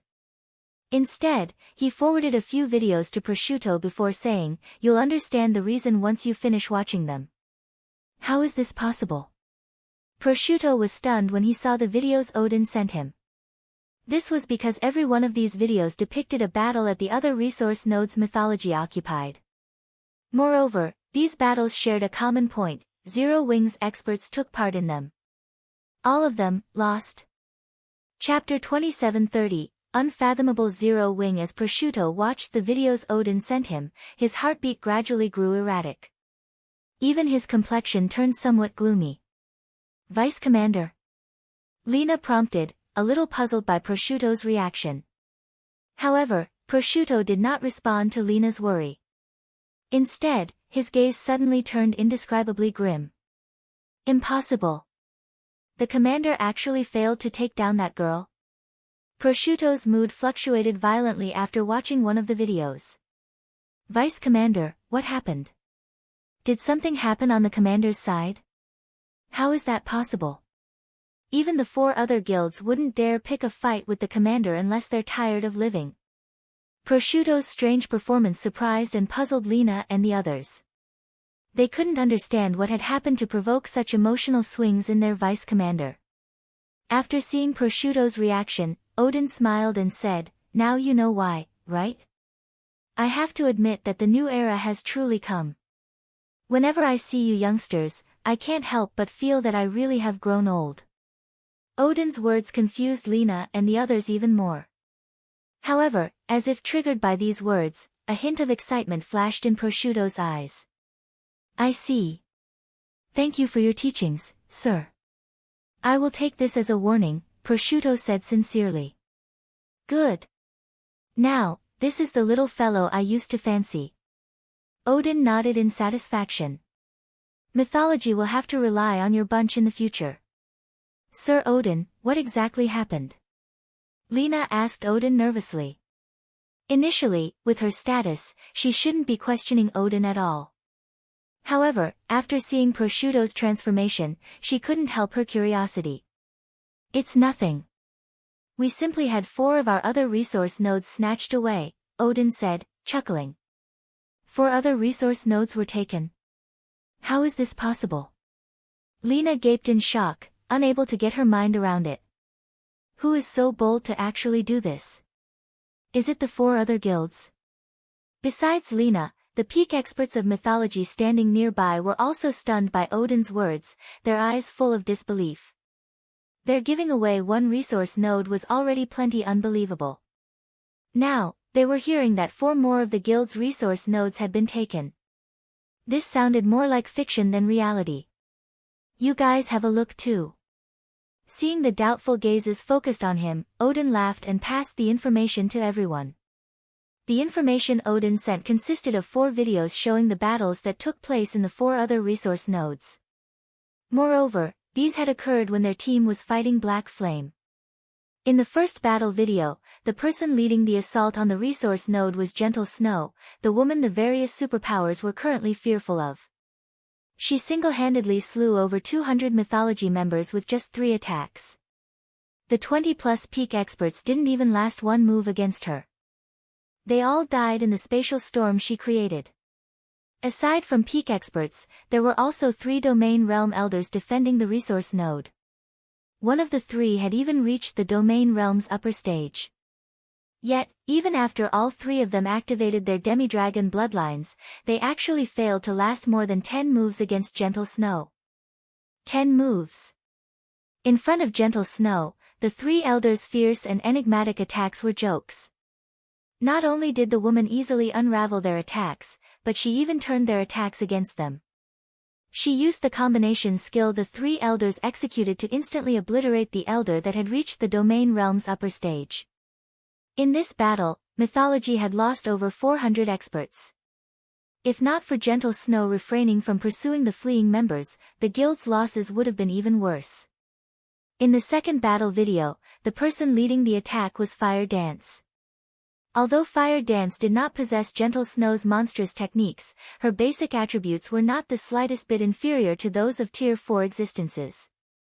In addition, her speed was simply godlike. From start to end, not one peak expert managed to touch her. The peak experts could only watch as Fire Dance inflicted cut after cut after cut on their armor, continuously plundering their HPs until nothing remained. Of the defending team at the second resource node, only the Lightning Hammer, Vice Commander Howard Waz, who was the core of the team, could keep up with Fire Dance's speed. In fact, the two of them were evenly matched, neither able to get the better of the other. However, Alluring Summer was in Zero Wing's team. With her full strength, she cast a Tier 3 super spell on him. This left Howard Waz with no choice but to defend. Otherwise, the super spell would level the resource node itself. During the brief moment Howard revealed a gap in his defense, Fire Dance seized the opportunity to land a heavy blow, breaking one of his arms. Hence, Howard's combat power plummeted. Subsequently, Xiao Yueru triple cast 3 Tier 3 curses on him, finishing him off. With Howard's death, Zero Wing and Frost Heaven's team, which was originally at a disadvantage, immediately gained the upper hand and eventually captured the resource node. Meanwhile, the battle in the third resource node was even more astonishing. Lena and the others nearly went crazy upon watching it. After all, the third resource node's defender was none other than the divine spear demon Rex, the commander of mythology's trump card legion. Rex was a legendary individual in mythology and someone Vice Commander Prosciutto had never once beaten. Yet, in the third video, Rex was actually evenly matched with a girl. Although this girl's basic attributes were only nearing the Tier 4 standard, her control over mana was superb. Wielding 300+ magic blades, she prevented Rex from gaining the upper hand. In fact, the girl even slaughtered many experts from mythology during their clash. Afterward, Rex grew thoroughly enraged and used the combat array he kept in reserve to try to land a fatal blow on Violet Cloud. However, before this hit could land, a tall man carrying a massive shield blocked it. Subsequently, the battle continued for quite some time. Relying on her nimble movements, Violet Cloud always managed to duck behind Cola's protection at critical moments. While Cola bore the brunt of Rex's attacks, she would also instantly heal Cola back to full HP. The duo's combination turned them into undying zombies, and they held out until Rex's combat array expired. Although both sides suffered equally heavy losses after the long battle, as Rex no longer had the combat array's support, he was utterly powerless to do anything about Violet Cloud. To make matters worse, as Zero Wings and Frost Heaven's numbers dwindled, their members became more difficult to kill. In contrast, the rate at which mythology's members got killed only increased as the battle continued. Eventually, in order to avoid the other guilds taking advantage of mythology, Rex had no choice but to abandon the resource node to conserve his team's stamina and concentration. While the outcome could be said to be a draw, since mythology gave up the resource node, the overall result was still a loss. "We lost 3 resource nodes, just like that," Lena protested in denial after watching the 3 videos. After calming down, though, she said hurriedly, "Even so, there's no reason to let Zero Wing off the hook." While Zero Wing had indeed displayed astonishing combat power, mythology could easily reclaim its lost resource nodes after reorganizing its forces. After all, they already knew what Zero Wing was capable of. It would be much easier to counter Zero Wing's forces afterward. "Impossible. You'll know once you take a look at the 4th video," Prosciutto said. "The 4th video?" Lena was puzzled. Read latest chapters at Wuxia World. EU. What relation did the 4th video have with their not being able to deal with Zero Wing?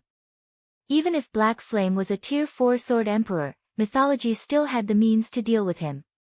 Even if Zero Wing had 1 or 2 more powerful combatants, it still wouldn't be a match for mythology. However, Lena still listened to Prosciutto and played the 4th video.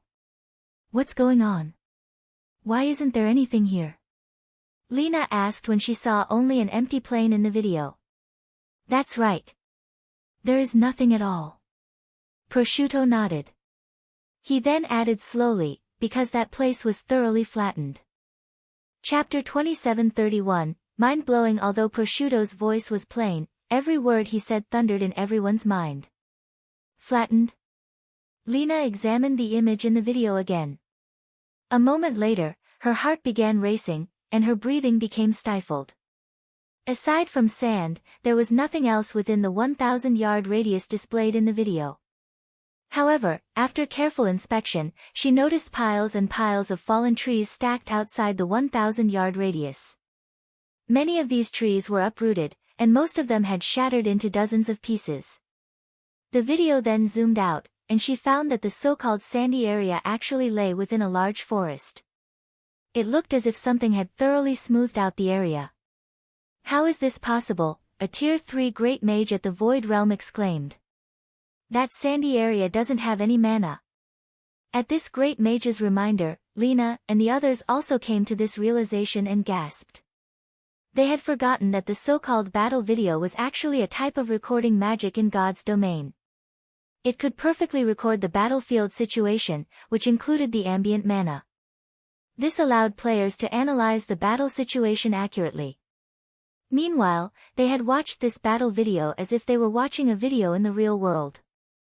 They had completely neglected the presence of mana or lack thereof. Is this Zero Wings doing, as well? Lena asked when she saw the wasteland in the middle of the forest. The wasteland had a 1,000-yard radius. Moreover, the attack used had thoroughly consumed all mana in the area. Even Tier 4 large-scale destruction spells would have difficulty accomplishing such a feat, not to mention, the only Tier 4 player known to exist was Black Flame. Yes. Someone from Zero Wing did it. According to subsequent reports, that person should be Aqua Rose, one of Zero Wing's vice guild leaders. Her specific strength is still a mystery, Odin said, nodding. However, based on the spell's scale, we can think of her as a Tier 4 Great Wizard who wields Tier 4 large-scale destruction spells. Her destructive power is roughly 10 times that of Black Flame. How is this possible? Isn't Zero Wing just an up-and-coming pseudo-superpower? After hearing Odin's simple analysis, Mythology's members fell silent for a long time. They couldn't help doubting the veracity of the reports.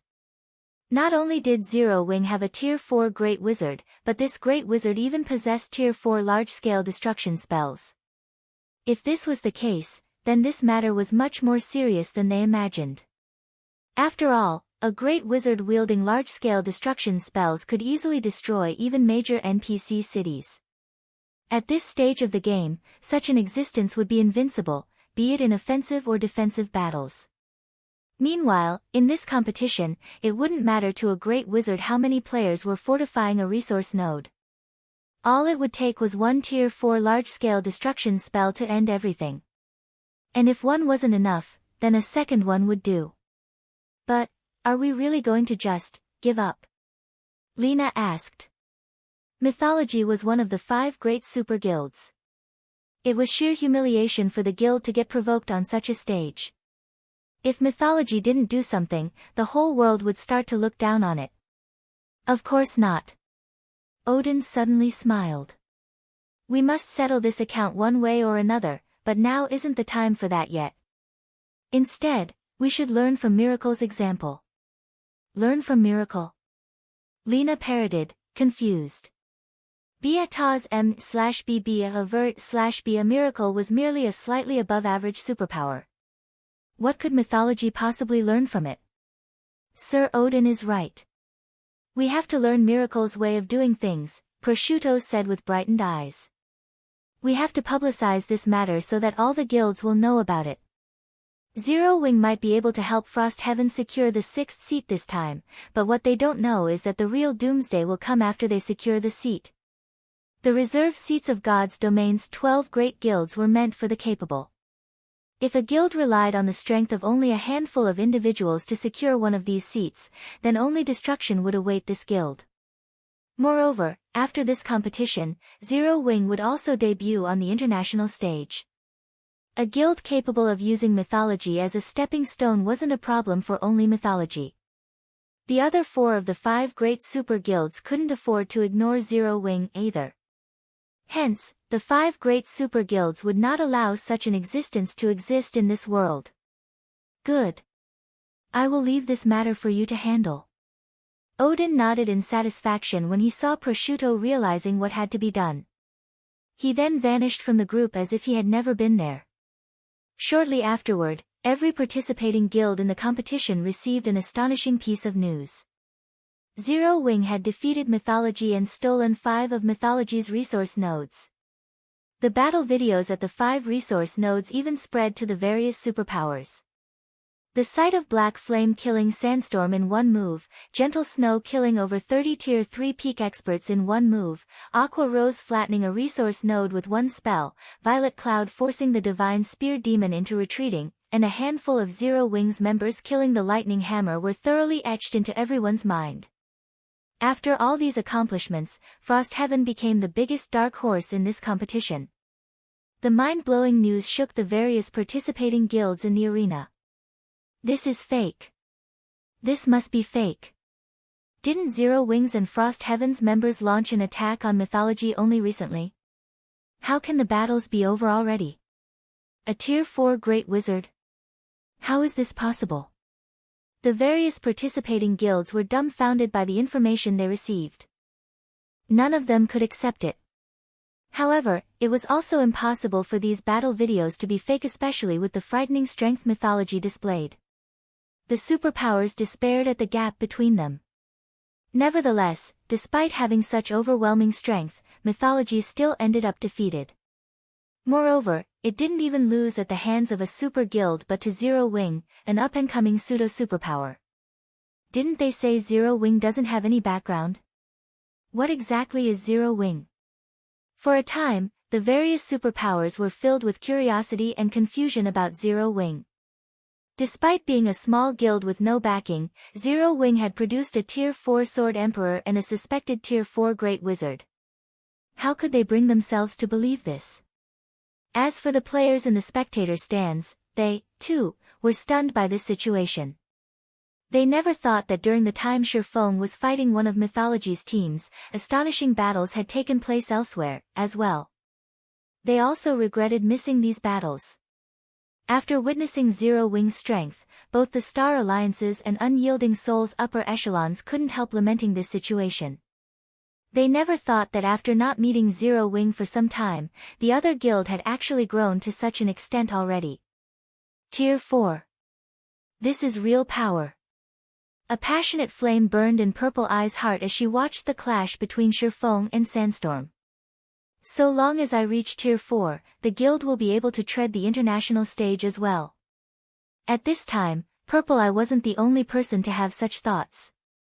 The various major powers experts in the other VIP viewing rooms also burned with desire and ambition toward attaining Tier 4. Every one of them resolved themselves to do everything they could to reach Tier 4 after this competition. Unlike the audience's excited reactions, Miracle and Sacred Temple were filled with both hatred and shock at Zero Wing's performance. Initially, the two guilds believed the 6th reserve seat was already within their grasp. Now that a powerful competitor had emerged in the competition, the two guilds had no choice but to compete for more resource nodes. Otherwise, they wouldn't be able to maintain their current advantage until the end of the competition. Meanwhile, when Seven Wonders received news of Zero Wing's performance, he felt an unprecedented joy and excitement. He truly had not expected the helpers Hung Xinyuan recruited to be powerful enough to pull Frostheaven out of its hopeless situation and give it a chance to win a reserve seat. To ensure Frostheaven secured the 6th reserve seat, after Frostheaven became one of the top 5 ranking guilds on island number 17, Seven Wonders led a team to other islands to compete for more resource nodes. For a time, Miracle, Sacred Temple, and Frostheaven frantically fought all over the arena. Despite suffering immense casualties, the three guilds continued fighting until the bell signaling the end of the competition rang. Meanwhile, after the competition ended, huge holographic screens appeared on top of every island, the screens listing the total points accumulated by the participating guilds one after another. Mythology, 12,610 points. Pantheon, 3,920 points. Sky Dragon Family, 4,550 points. Netherworld Empire, 13,350 points. Miracle, 5,230 points. Sacred Temple, 5,180 points. As the names of the participating guilds appeared one after another, Frost Heaven's members grew increasingly nervous. The point difference between Miracle, Sacred Temple, and Frost Heaven should be incredibly narrow. In fact, partway through the competition, Shi Feng even had to attack other resource nodes personally and let Frost Heaven's members wear the resource emblem to keep Frost Heaven in the competition. Although there were instances where other guilds had successfully stolen some of Frost Heaven's poorly defended resource nodes, most of these nodes were quickly reclaimed. In addition, Gentle Snow and Aqua Rose also wandered between the various resource nodes to avert the ambushes of other guilds. We must succeed. Mushin also grew incredibly nervous as she looked at the screen. Read latest chapters at Wuxia World. EU Frost Heaven had suffered tremendous losses during this competition. By the end of the competition, Frost Heaven had fewer than 2,000 members left standing. 6 elders, 2 Grand Elders, and Great Elder Brilliant Blue had even fallen in battle. This was a massive blow to the guild. At this time, even Shi Feng couldn't remain perfectly calm. He never expected that Miracle and Sacred Temple would secretly ally with other guilds to attack Frost Heaven's resource nodes, forcing him to rotate continuously between several islands. He had even had Aqua Rose obliterate 11 resource nodes. Only then did they manage to deter the other guilds from stealing Frost Heaven's resource nodes. Now that Zero Wing had exhausted its trump cards and revealed many things to the various superpowers, if Frost Heaven still failed to secure the 6th seat in this competition, then Zero Wing would have a thorny road ahead of the next moment. After more than 20 guilds were listed on the screen, Frost Heaven's name finally appeared. Frost Heaven, 5,260 points. Chapter 2732, True Beginning, we won. We really won. Mushin and the other Frost Heaven members were ecstatic when they saw their guild's score. Many members even screamed in joy as they reveled in this moment of victory. What a close one. Shi Feng couldn't help a sigh of relief. In the end, Frost Heaven had beaten Miracle by only 30 points, which was just 1 hour's worth of points for an advanced resource node. If not for some of the other guilds giving up on competing for Frost Heaven's resource nodes, Miracle might have won the 6th seat instead. Shi Feng had to admit that Miracle's foundations were much stronger than many super guilds. Fortunately, everything went according to plan. Now that Frost Heaven has secured the 6th seat, we won't have to worry about getting slots to enter the upper zone. We'll also gain the privilege of garrisoning a city in a kingdom. When Shi Feng saw the guilds listed on the screen being reorganized based on their points and Frost Heaven officially ranking 6th, he began considering the next step of his plans. In his previous life, the arrival of the first major update had brought about a complete change in God's domain's power structure. Because of the NPC Forces addition, the superpowers competitors were no longer limited to just the major powers. The NPC Forces also became huge competitors. These NPC forces were no ordinary organizations. Before God's domain underwent its first major update, the NPC population in God's domain had been minuscule. However, after the major update, the NPC population would increase crazily. Along with the increase in NPC population, the NPC forces normally only mentioned in books or conversations between NPCs would make their debut in the game.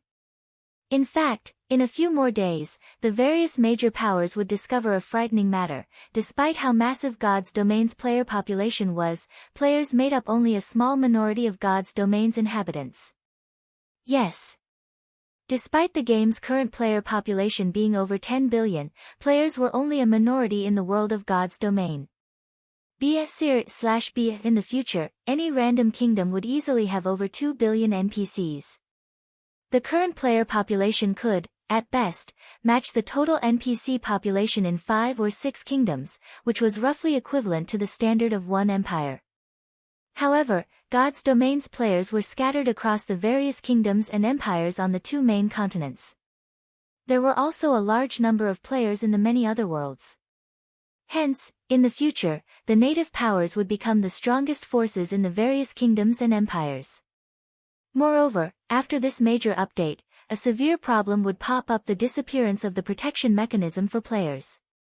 At this point, most players weren't even aware of this protection mechanism's existence. This was because this so-called protection mechanism only prevented NPCs from actively targeting players. Hence, most players wouldn't notice its existence and true purpose. They merely took its benefits for granted. However, all of this would change in the world of God's Domain in the future. So long as players left the city, they would no longer enjoy this protection mechanism. What did this mean? Ordinary players would most likely have a difficult time imagining the consequences of such a change. However, this would be a disaster for the growing guilds of God's Domain. This was because NPCs would become capable of taking the initiative to attack players.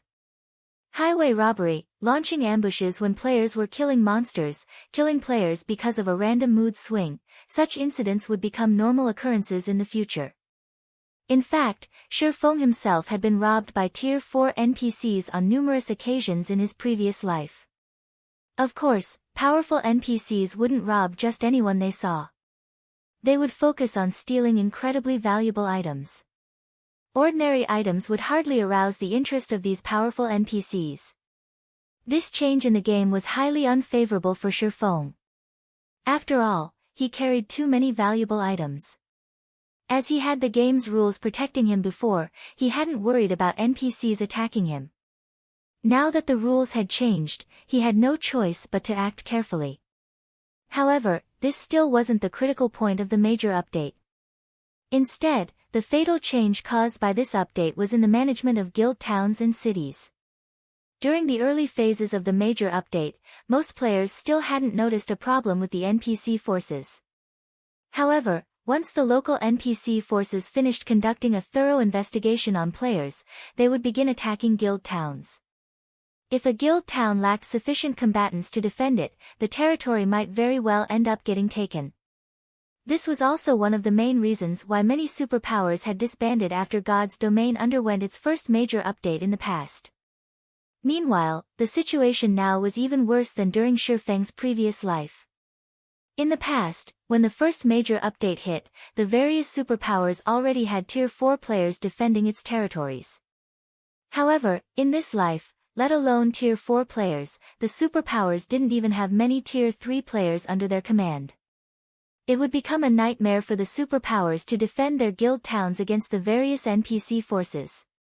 At this point, Shi Feng could already foresee many powers crumbling due to these changes.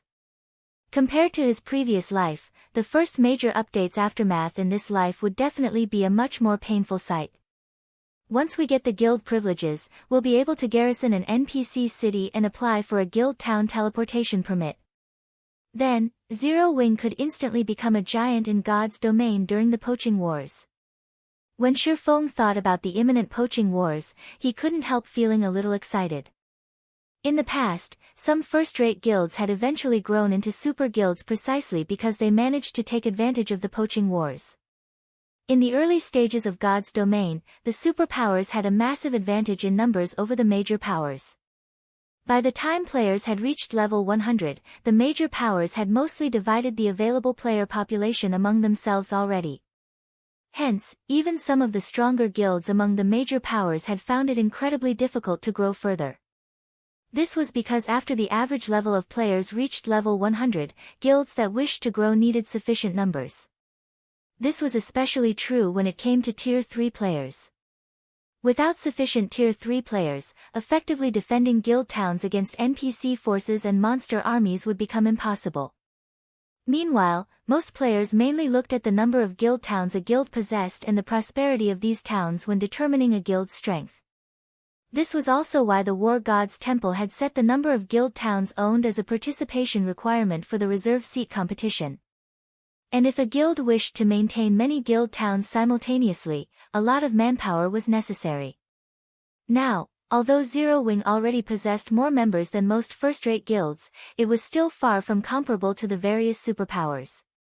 Meanwhile, after the Great Collapse, the members of the fallen powers would become independent players.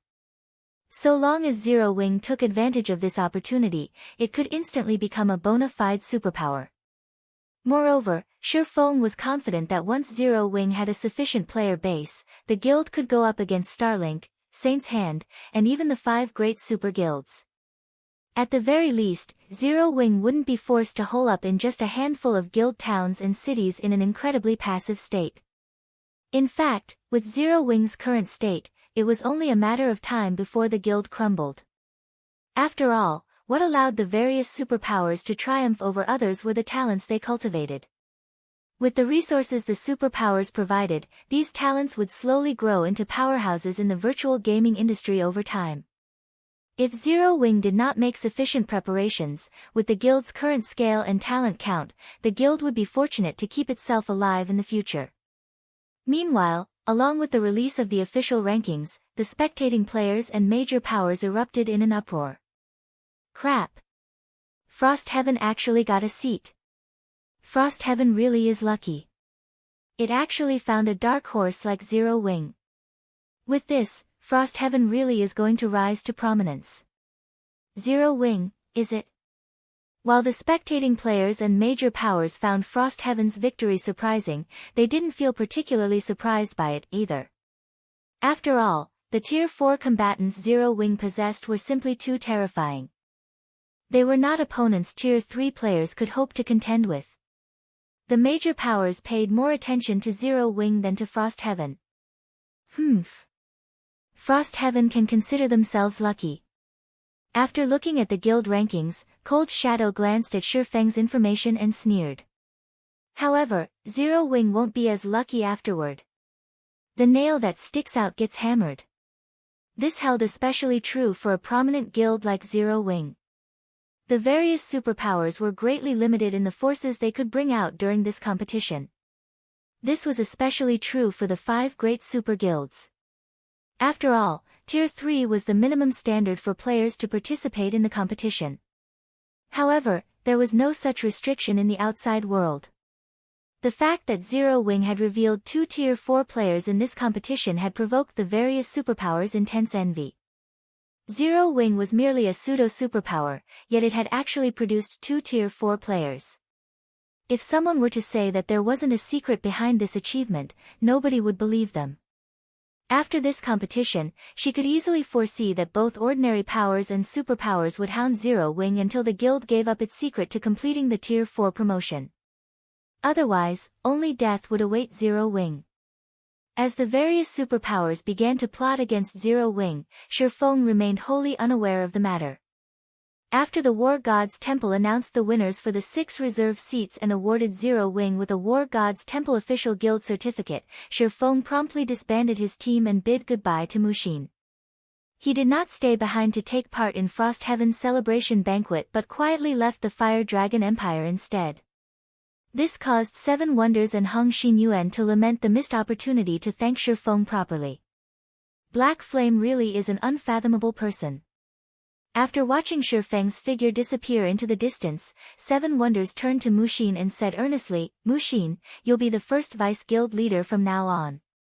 You'll be responsible for the matter regarding the upper zone slots, S-rank nutrient fluids, and subsequent affairs relating to our alliance with Zero Wing. I believe you can handle them well. Read latest chapters at Wuxia World. EU, Guild Leader, please rest assured. I will definitely handle them well," Mushin answered ecstatically. Meanwhile, after Shi Feng left the War God's Temple, he did not hurry to return to Zero Wing's residence to preside over the changing situation. Instead, he made his way to the Twin Towers Kingdom, a dilapidated country on the brink of destruction, which would also become one of the most brilliant kingdoms in the future. Twin Towers City, City Hall. "Sir, how may I be of service?" a level 180, Tier 3 male administrator asked when he saw Shi Feng enter the building. "If you wish to purchase land, I will have to apologize in advance. We are no longer selling land to the public. No, I'm not here to purchase land, Shi Feng said, shaking his head. He then took out the official guild certificate from the War God's temple and said, I am Zero Wing's guild leader. My guild wishes to officially garrison this city. May I know if that's possible? Chapter 2733, Garrisoning Twin Towers. Vico, the level 180, Tier 3 male administrator, looked at the certificate in Shi Feng's hand and carefully inspected it. Yes, this is indeed an official guild certificate from the War God's temple. Vico nodded, his gaze turning respectful as he looked at Shi Feng. He then added slowly, Lord Guild Leader, there is nothing wrong with your guild certificate. However, I'm afraid that as an ordinary guild, your guild does not qualify to garrison our kingdom's capital. You can only choose to garrison another of the Twin Towers kingdom cities. Sure enough, the guild still can't garrison the capital city. Shi Feng was not particularly surprised by Vico's rejection. Since that's the case, Zero Wing will garrison Sky Spring City. Although the War God's temple now recognized Zero Wing as an official guild in God's domain, that was only recognition and nothing more. Initially, Shi Feng thought that with the deterioration of the Twin Towers kingdom due to the abyssal monsters, Zero Wing might have a chance to garrison its capital. However, it would seem that he had still underestimated the Twin Towers kingdom. After thinking it through, though, he found this situation reasonable. In his previous life, the Twin Towers kingdom had shone brightly on the continent of God's domain, thanks to the Tower of Time and Secret Covenant Tower it housed. It had been a kingdom that stood far above other kingdoms. Moreover, while the Twin Towers kingdom might currently look battered, now that the first major update had taken place, NPCs would start appearing in large numbers across the kingdom. Once that happened, it was only a matter of time before the NPCs turned the tables on the abyssal monsters. Otherwise, Shi Feng wouldn't have rushed to have Zero Wing garrison the Twin Towers kingdom. That won't be a problem. Please follow me. I will conduct the procedures for you, Vico said and led Shi Feng to the third-floor hall. On his way to the third floor, Shi Feng noticed that the number of NPCs inside the city hall had increased significantly. Previously, it was rare to see even one Tier 3 NPC in a city hall. Now, he spotted at least a dozen. Moreover, even the weakest of them was at level 140, while the strongest reached level 182. They were not existences current Tier 3 players could hope to contend against.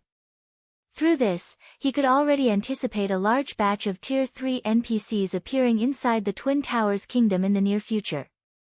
With the combat power of these NPCs, retaking the Twin Towers kingdom and driving the abyssal monsters back into the abyss would be entirely possible.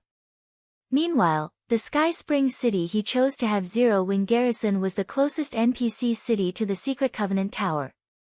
Although Sky Spring City didn't even rank within the top 15 of the Twin Towers Kingdom's NPC cities, after the first major update, the Secret Covenant Tower would become more attractive than the Tower of Time. This was because the Secret Covenant Tower was a holy land for grinding for levels and acquiring guild resources. Before God's Domain's first major update took place, grinding for levels was a daily chore for players. However, after the first major update, grinding for levels would become deadly. If players did not possess overwhelming strength, then the moment they left the confines of NPC cities, they would have to fight with their lives on the line. This was because both NPCs and monsters gained conscious thought after the major update, and they would no longer let players kill them like idiots. Both NPCs and monsters would fight desperately for survival. Hence, grinding monsters would no longer be simple, repetitive fights for EXP. Instead, it would become a fight where players bet their lives for EXP. In a situation where the two sides were roughly equal in strength, every fight would be incredibly taxing. In fact, after the major update, most players would no longer dare fight monsters that were significantly higher leveled than they were. Of course, the increased difficulty in killing monsters came in tandem with a drastic increase in the EXP monsters awarded, at least 10 times more than what they previously awarded. Even so, leveling up would still become an increasingly laborious task in the future. However, it was a different story in the Secret Covenant Tower. The countless monsters trapped in the secret Covenant Tower's special space had already gone crazy and did not possess any consciousness or intelligence. The only thing on their minds was slaughter. Yet, despite the lack of intelligence, the monsters inside granted the same amount of EXP as the monsters in the outside world. The only problem was that entering the secret Covenant Tower cost magic crystals. In addition, the monsters inside did not drop coins or magic crystals. The value of the materials they dropped was also negligible. Fortunately, the secret Covenant Tower wasn't completely barren of loot. Hidden inside the special space were relics belonging to ancient civilizations. The deeper one progressed down the tower, the better the relics one could obtain. Examples would be weapon and equipment designs, master-ranked potion recipes, and even complete legacies for Tier 3 classes. Yes. Complete legacies for Tier 3 classes. Unlike the Tier 3 legacies scattered in the outside world, a complete legacy could lower the difficulty of players' Tier 3 promotion by a large margin. A complete Tier 3 legacy could allow a guild to gain a large number of Tier 3 players within a short period. It wasn't an exaggeration to say that, for guilds, a complete Tier 3 legacy was 100 times more valuable than a fragmented legendary item. Meanwhile, complete Tier 3 legacies only started appearing from the 18th floor. This was a place that became available after the first major update. Before this, the secret Covenant Tower was only a place for pre-level 100 players to grind for levels. It wasn't suitable for players past level 100. However, after the first major update, the secret Covenant Tower would no longer be the same as before. In the past, after it was revealed that the secret Covenant Tower dropped complete Tier 3 legacies, the various powers on the eastern continent had swarmed to the Twin Towers Kingdom. This, in turn, had made the Twin Towers Kingdom one of the most dazzling kingdoms in God's domain, and Sky Spring City had also become an NPC main city that was second only to the capital city. Shortly afterward, Administrator Vico completed all the formalities needed for Zero Wing to garrison Sky Spring City. Lord Guild Leader, this is your Sky Spring City Guild token. Vico handed a golden token to Shi Feng. He then explained, this token grants you partial authority to manage Sky Spring City, including its security and development. Once Zero Wing garrisons Sky Spring City, it will receive 10% of the city's profits as maintenance and management fees. No problem. Zero Wing will manage Sky Spring City well and turn it into the best city in the Twin Towers Kingdom, Shi Feng said, nodding. Once a guild garrisoned a city, it couldn't arbitrarily decide to abandon the city and seek greener pastures. One could say that the guild and city were bound together for good or ill. Thus, even after guilds obtained the qualifications to garrison an NPC city, they still had to be careful with their choice. Fortunately, Shi Feng didn't have to concern himself with such a problem. Sky Spring City was bound to become one of the important hubs in the eastern continent. The money and resources it could rake in would far surpass those of many royal capitals. If developed properly, the city could even rival imperial capitals. I pray that you can fulfill this wonderful goal, my lord, Vico said, feeling slightly surprised by Shi Feng's confidence. Now that Zero Wing has officially garrisoned Sky Spring City, can we enable Sky Spring City's city teleportation network? Shi Feng asked. Obtaining the resources Sky Spring City had to offer was only one of his goals in having Zero Wing garrison the city. What was more important for Zero Wing was the city teleportation network that came with garrisoning a city. This was also the main reason the various superpowers had frantically fought to secure a reserve seat. Certainly. However, your guild will have to handle the cost of binding with Sky Spring City's teleportation magic array, Vico said with a hint of joy in his voice. How much will it cost to construct one large-scale teleportation array? Shi Feng asked. If it is only one, the material fee is 100,000 gold coins and 30,000 magic crystals. The labor cost is an additional 5,000 gold, Vico said. In total, it will cost 105,000 gold and 30,000 magic crystals. You guys sure are ruthless. It's just a bunch of ordinary materials, yet you're actually charging me 100,000 gold. Shi Feng was flabbergasted at Vico's quote. If it were before, he might have accepted this price as normal. However, after gaining experience in constructing teleportation arrays, he knew that the materials needed were much cheaper than what Vico quoted him. At most, the material cost should total around several thousand gold. No. The materials the Twin Towers Kingdom uses are the best. No problems will occur even after 1,000 years of use, Vico assured sincerely while shaking his head. Fine, so be it. However, I want everything done within 2 hours, Shi Feng said after taking a look at the time.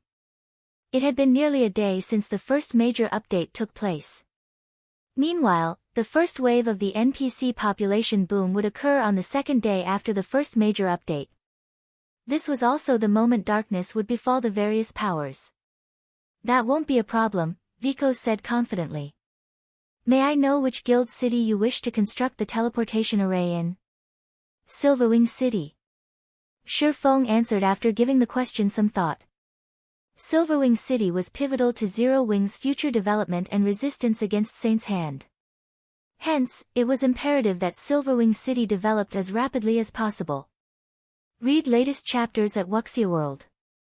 EU, although it is slightly far, so long as Milord makes the full payment, we will act immediately, Vico said, gritting his teeth as he looked at the map.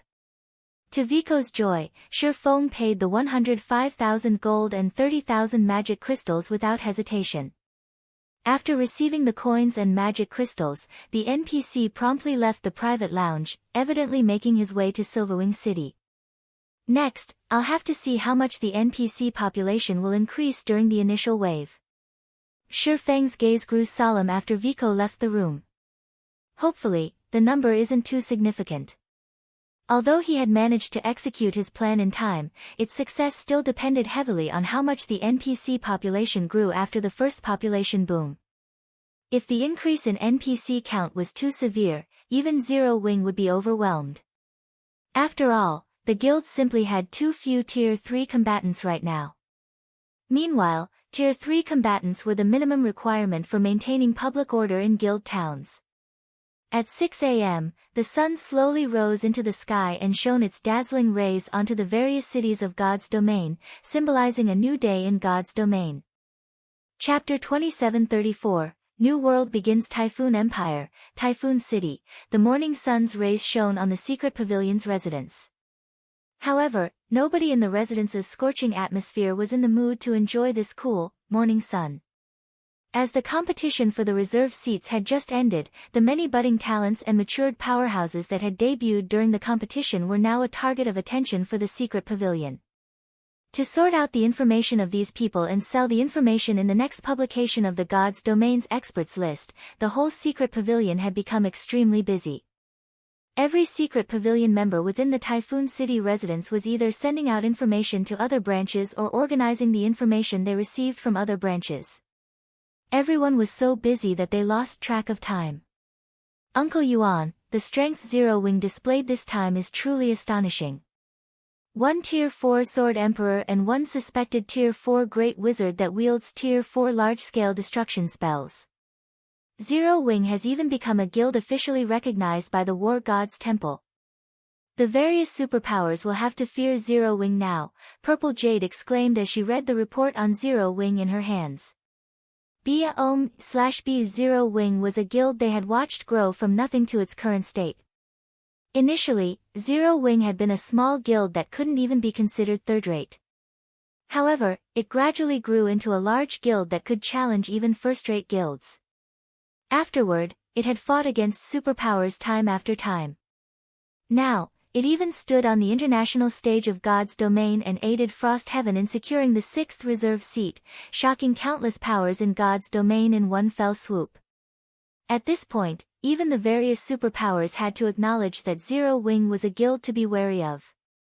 The only thing Zero Wing lacked now was a sufficiently strong foundation. It just didn't have the frightening manpower and expansive territory of a superpower. While that's correct, you shouldn't forget that Zero Wing is a guild that is completely reliant on only a handful of individuals to support it. The guild is walking a tightrope, and a single mistake can lead to disaster. Now, It has even become the focus of God's domain's various powers, Yuan Tiexin said in a low tone, shaking his head. The Tier 4 promotion quest is simply too challenging. You should know this as well. Yet, Zero Wing has 2 people suspected to have completed their promotions. You should know very well what this implies. Uncle Yuan, you mean, Zero Wing has grasped a way to complete the Tier 4 promotion quest easily? Purple Jade was a little shocked. According to the Secret Pavilion's information gathering, the hardest part in completing the Tier 4 promotion quest was searching for one's Tier 4 legacy land. Even the Secret Pavilion had yet to locate a single Tier 4 legacy land. If Zero Wing really found a reliable way to locate Tier 4 legacy lands, this would be an incredibly frightening matter. This is only conjecture. We still don't have any evidence to back it up right now. Moreover, I think the possibility of this being true is low. After all is said and done, God's domain is a relatively fair game. If Tier 4 legacy lands could be located easily, Tier 4 classes wouldn't be considered powerhouses in God's domain, Yuan Tiexin said, shaking his head. Even so, just the possibility holds an incredibly fatal attraction for the various powers. According to the inside information we've secured thus far, we can confirm that over a dozen superpowers are already preparing to suppress Zero Wing. In addition, Zero Wing has plenty of enemies, the War Blood Adventurer team on Dragonheart Island, the Dark World's various powers in the Dark Knight Empire, and Saint's Hand in Star Moon Kingdom. Starlink, Zero Wing's old nemesis, has also been conducting a series of secretive operations recently. Starlink seems to be planning something big by the looks of it. If these superpowers join forces, even if Zero Wing has a Sword Emperor and a Great Wizard defending its territories, the guild will still have difficulty surviving. Purple Jade's complexion turned ugly at Yuan Tiexin's analysis. A pseudo-superpower was actually fighting on 3 different fronts. Moreover, every one of its opponents was either a superpower or an organization backed by a superpower. Anyone that heard this would definitely feel despair. For Zero Wing to survive until now.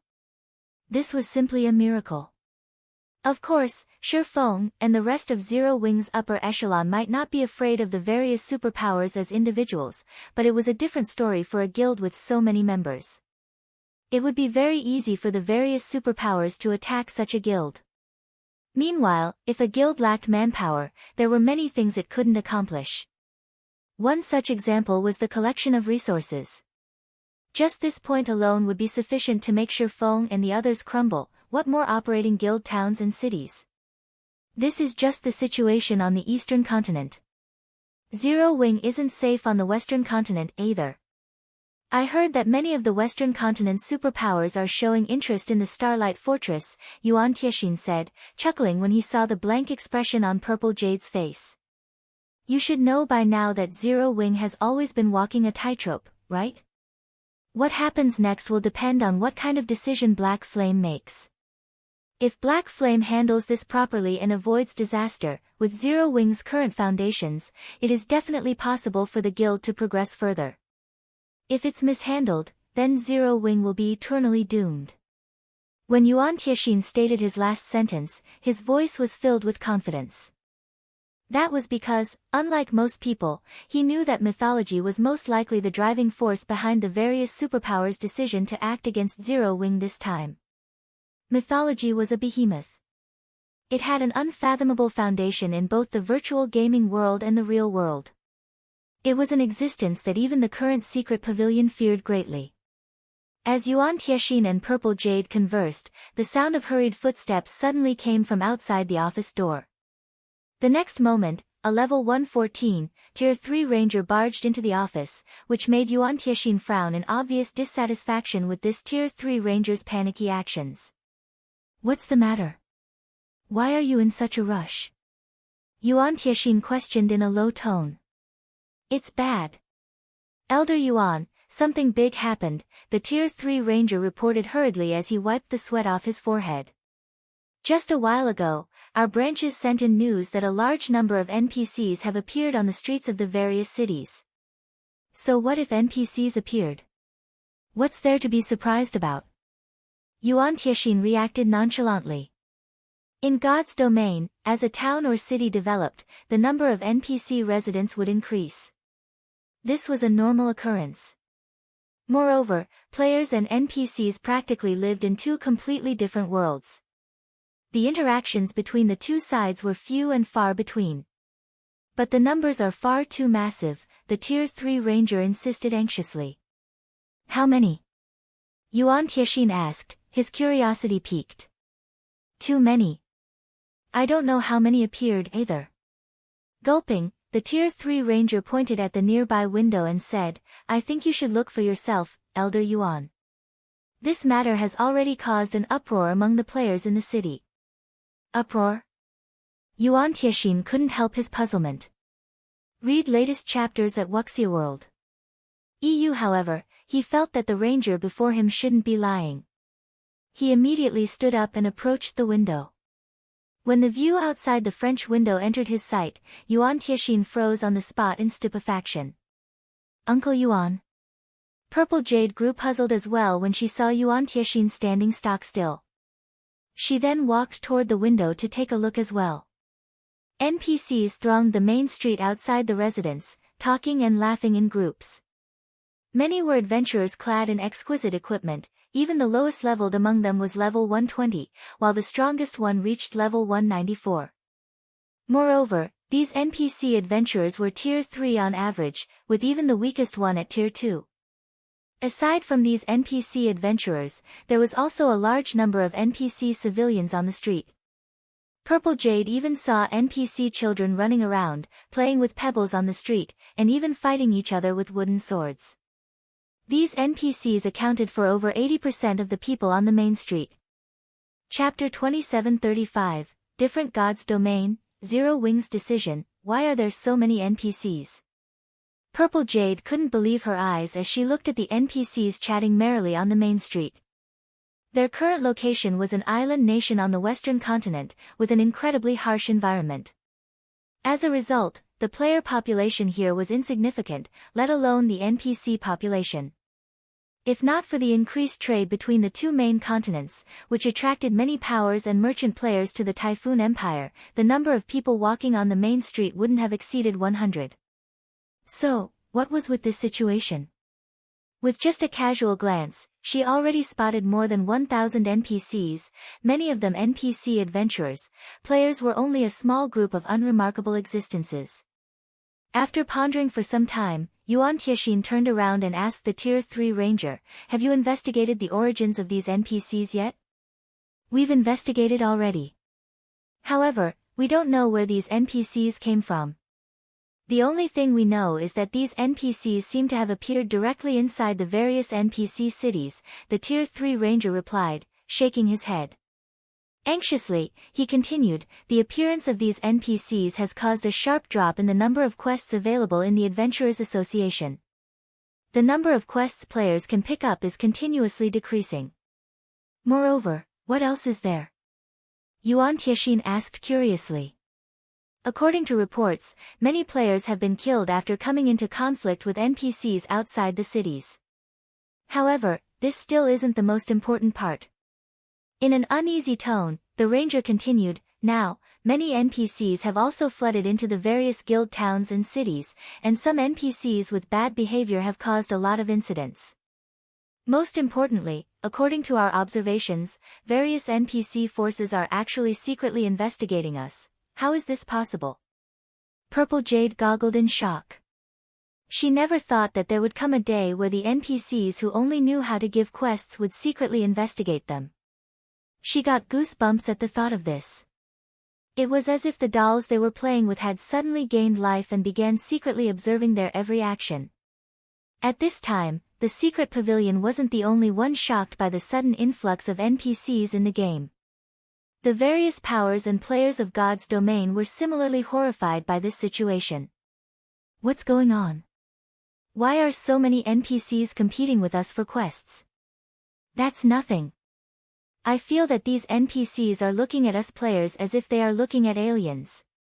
Some bars in the city are actually refusing entry to players. You think that's surprising? Wait till you go out to the fields. Right now, the NPCs out in the fields far outnumber us players. Some of these NPCs are even stealing dungeons from us. For a time, independent players had heated discussions over the sudden changes in God's domain. Everyone felt as if they had truly arrived in a different world. Now, in addition to other players, they also had to compete with NPCs. Moreover, these NPCs were even more difficult to deal with than players. Not only were these NPCs powerful, but they also had an overwhelming advantage in numbers over players. The only advantage players had was their inability to die a permanent death. However, as if understanding this point, the NPCs generally didn't forge irreconcilable feuds with players. Most of them would only teach the players that offended them a lesson. Only the Dark Forces NPCs disregarded this matter. Compared to the independent players, though, the various powers were the ones that had a truly big headache. Damn it! Why did all these NPCs come from? Instead of staying in NPC cities, they actually came to make trouble in our guild towns and cities. Many of our businesses can't even operate normally, thanks to them. That's not all. Some NPCs are even robbing our mines and transportation teams. Along with the sudden influx of NPCs, the various powers suddenly found that the difficulty of maintaining the security of guild towns and cities and completing large-scale transportation quests had increased drastically. Some superpowers had even tasted getting bullied for the first time since entering God's domain. However, the current players were simply no match for these NPC forces. Even the superpowers had no choice but to abandon many of their development plans and focus on protecting their territories. As for the major powers, they even began abandoning some of their guild towns to concentrate their forces on defending their crucial territories. For a time, the various player forces in God's domain shrank rapidly. Simultaneously, they also began recruiting members desperately to defend against the NPC forces' assault. Silverwing City, Zero Wing's residence. Due to the sudden increase in the game's NPC population and the many incidents subsequent to this change, Zero Wing's upper echelon had gathered to discuss how to deal with these NPCs. Guild leader, the major powers are frantically recruiting members to consolidate their power. They are also spending a lot of money to hire Tier 3 NPCs from the Adventurers Association to guard their guild towns. If we don't act now, I'm afraid the more powerful Tier 3 NPCs will be snatched up by others, Liang Jing said anxiously to Shi Feng after reading the latest report. The sudden influx of NPCs had caught every player off guard. Originally, the changes to the NPCs after the first major update was already a slight problem. Now that the NPC population far surpassed the player population, this change was no longer just a problem but a disaster. Zero Wing's 3 guild cities held strategic locations and also had incredible growth potential. Meanwhile, according to the information Liang Jing's subordinates sent her, many NPC forces had already set their sights on Zero Wing's guild cities. These NPC forces refrained from taking action only because they were still investigating Zero Wing's strength. However, once they completed their investigation, they would most likely take action immediately. If an NPC force took action, it could create much more trouble than a player force. While the possibility of a frontal confrontation was low, it wasn't exactly impossible. And even if the various NPC forces did not directly assault Zero Wing's guild cities, they could still dispatch NPCs to lurk around the guild cities' trade routes and ambush susceptible targets. That would be a nightmare for Zero Wing. Hence, Zero Wing had to increase its defenses as soon as possible. That's right. Guild leader, if we act slowly, the various major powers will steal all of the powerful Tier 3 NPCs. The other management personnel present nodded in agreement with Liang Jing. In the current situation, even the various superpowers had to lower their heads and hire NPCs from the Adventurers Association. If Zero Wing didn't act now, it would soon be too late. After all, there was a limited number of Tier 3 NPCs available for hire at the Adventurers Association. If the other powers got to pick first, nothing would be left for Zero Wing. Although Zero Wing also had many powerful Tier 3 personal guards, these personal guards were still far from enough to maintain the security of 3 cities. Moreover, the difficulty of directly recruiting Tier 3 personal guards was incredibly high. At best, players could only recruit Tier 2 NPCs with good growth potential. In addition, personal guards cost a lot of money to nurture. On the off chance these personal guards died in combat, Zero Wing would suffer a major blow.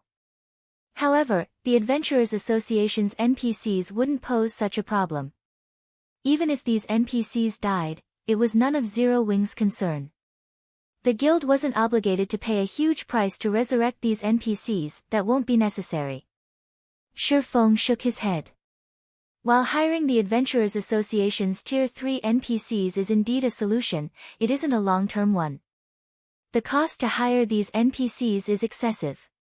Any random Tier 3 NPC will cost at least 100 gold per day to hire, and the defense of a small city will require at least 500 Tier 3 NPCs. That's an expenditure of 50,000 gold per day. Only the superpowers could afford to pay a daily maintenance fee of 50,000 gold for one guild city. However, it was a different story for Zero Wing. Zero Wing originally already spent a lot of coins every day. In fact, the guild was reliant on selling coins for credits to maintain the operation of its headquarters in the real world. Hence, it couldn't afford to hire Tier 3 NPCs to safeguard its guild cities at all. But quite a number of NPCs have begun making a ruckus in our cities. Fortunately, we have Tier 4 NPCs defending our cities, so those NPC forces are still cautious when causing a scene. However, if those NPC forces take action against us outside our cities, we'll have a difficult time managing the situation, Yulan said worriedly. Previously, as their opponents were only players, they could still deal with the situation. However, now that their opponents were Tier 3 NPCs that ranged between level 130 and level 160, Zero Wing was in an incredibly unfavorable situation. Of Zero Wing's combatants, the only ones capable of fighting the hostile NPCs were the guild's personal guards. However, these personal guards were necessary for maintaining order in the guild cities. Let's just stop caring, then, Shi Feng said, chuckling. Yulan was stunned by Shi Feng's response. Stop caring. At this moment, let alone Yulan, the other Zero Wing executives present were also stunned. What did Shi Feng mean by that? If they stopped caring about this situation, how would the three guild cities generate income? If the guild cities lost their trade routes, the items sold by NPCs would disappear from the cities. If that happened, the cities would lose a significant portion of their attraction for players. Moreover, the taxes collected from NPC merchants made up a large portion of the guild city's income. From today onward, Zero Wing's three guild cities will prohibit entry to unrelated NPCs. As for NPC merchants, we'll set an exception for them. However, each shop is allowed to bring only 10 people into the cities, Shi Feng said calmly. In addition, raise the entrance fees in all three cities to 20 silver coins and double the rent for the shops. However, partnered powers may receive a 20% discount. Guild leader. Everyone present in the meeting room gaped in shock at Shi Feng's words. They could indeed prevent NPCs from making a ruckus in the three guild cities by prohibiting entry to the majority of NPCs. However, the development of the three cities would also stagnate. After all, players had to get their quests from these NPCs. Moreover, many of the items sold in the three cities were actually sold by NPCs. If they refused entry to NPCs, it would be equivalent to having the income of the three cities. As for raising entrance fees to 20 silver and doubling shop rent, that was basically saying Zero Wing wanted no players inside its guild cities. Read latest chapters at Wuxia World. Zero Wing would be digging its own grave if it instituted these measures. Just get it done. I have my reasons, Shi Feng said, not bothering to provide any additional explanations. He then left the meeting room immediately. When the first major update took place in his previous life, the various powers already had plenty of Tier 3 players under their command, with some even having Tier 4 players. However, at present, not only was the NPC population boom much bigger than in the past, but the various powers also barely had any Tier 3 experts under their command. Hence, the damage the various powers would suffer in the ensuing chaos would definitely be much worse than in the past. While Zero Wing indeed possessed great strength and even commanded Tier 4 NPCs, it was still impossible to maintain the 3 guild cities' security with their current manpower. The only solution Zero Wing had now was to take decisive action and thoroughly prohibit NPCs from entering its guild cities. Afterward, he would have Zero Wing's members enter the Secret Covenant Tower in full force to raise their levels and strength. Otherwise, once the NPC population increased even further and the NPC forces began their assault, Zero Wing would be in a ton of trouble. Soon afterward, Zero Wing's 3 guild cities announced Shi Feng's decision to the outside world. All 3 cities immediately went into an uproar. Chapter 2736, Crazy Zero Wing. Cold Spring Forest, Stone Forest City, Freedom Hotel. What is Zero Wing thinking? Mu Lingsha, who was resting in a room in the Freedom Hotel, stood up reflexively in surprise when she saw the announcement Zero Wing made in Stone Forest City. Prohibiting NPCs from entering the city at such a time? Even Stone Forest City wouldn't be able to afford such a loss. After reading the city announcement, Unyielding Heart, who sat nearby, pondered before saying, but this is indeed one way to solve the NPC problem. But at the cost of more than half of the city's revenue? Isn't this too huge a price to pay?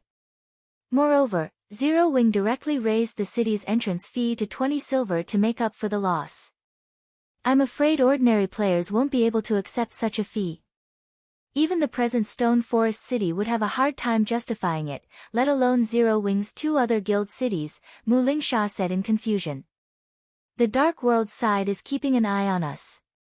If we show any signs of weaknesses, the Dark World's powers will make a move. I don't know the exact reason for Zero Wing's decision, but this is undoubtedly good news for our guild, Unyielding Heart said, smiling. Good news? A blank look appeared on Mu Lingsha's face. She couldn't understand how this situation was beneficial to Unyielding Soul in any way. The increase in Stone Forest City's entrance fee will undoubtedly drive away many players. Meanwhile, you know how excellent Stone Forest City's environment is. It is the best place among the level 100+ neutral maps for players to get rid of the foreign energy invading their bodies. There is also nothing currently available that can compete with the Freedom Hotel, Unyielding Heart explained. If players start leaving Stone Forest City, empty slots will appear in the Freedom Hotel. We can have our guild members fill these slots. You're right. Mu Lingsha's eyes glowed in realization. I'll notify the guild leader and have him make the necessary preparations. Even before the first major update, Stone Forest City was incredibly crowded already. Meanwhile, the sudden influx of NPCs had only made the city even more crowded. The city's population had grown so much that the city's management had no choice but to limit traffic into the city. If many NPCs and players left Stone Forest City, it would indeed be a perfect opportunity for Unyielding Soul to develop there. Stone Forest City was one of the few player-owned intermediate cities in God's domain. If Unyielding Soul leveraged this opportunity, its guild members' average level might surpass that of other guilds. Orc Empire, Silverwing City, this is crazy. Zero Wing must be crazy. It doesn't matter if those NPCs are driven away, but why did the rent become more expensive too? This must be Zero Wing's conspiracy. Zero Wing must be trying to drive merchant players like us out of Silverwing City. Zero Wing is awesome. I support Zero Wing. Good riddance to those NPCs. This is a city built by players. I can't even pick up a quest, thanks to all those NPCs. The players residing in Silverwing City had mixed opinions regarding Zero Wing's new regulations. Some criticized Zero Wing for being money crazy, while others approved of the decision. Meanwhile, when the various major powers received word of Zero Wing's decision to prohibit NPCs from entering its cities, they were amused. How bold of Zero Wing! I want to see how it's going to continue operating its 3 guild cities. While everyone else is frantically recruiting members and thinking about how to keep themselves alive, Zero Wing is chasing people away. It seems Zero Wing has grown arrogant after helping Frost Heaven become one of the 12 reserve guilds. Now that Silverwing City has taken the initiative to step back in the Orc Empire, it's a good opportunity for our guild to grow. Relay my orders immediately. We'll have our guild town's entrance fee. We'll also lower the membership requirements for our guild. When the various major powers saw Zero Wing driving players away from its cities, they promptly took advantage of this opportunity to increase their market share in the Orc Empire. In less than half an hour, the number of players entering Zero Wing's 3 guild cities decreased significantly. Many ordinary players operating in the Orc Empire opted to visit other guild towns instead. The income Zero Wing generated from NPCs also fell sharply. Guild leader, this really won't do. In less than half an hour, our 3 cities have lost more than 20% of their traffic. At this rate, we would be fortunate to retain even 10% of our usual traffic, Yulan said after urgently contacting Shi Feng.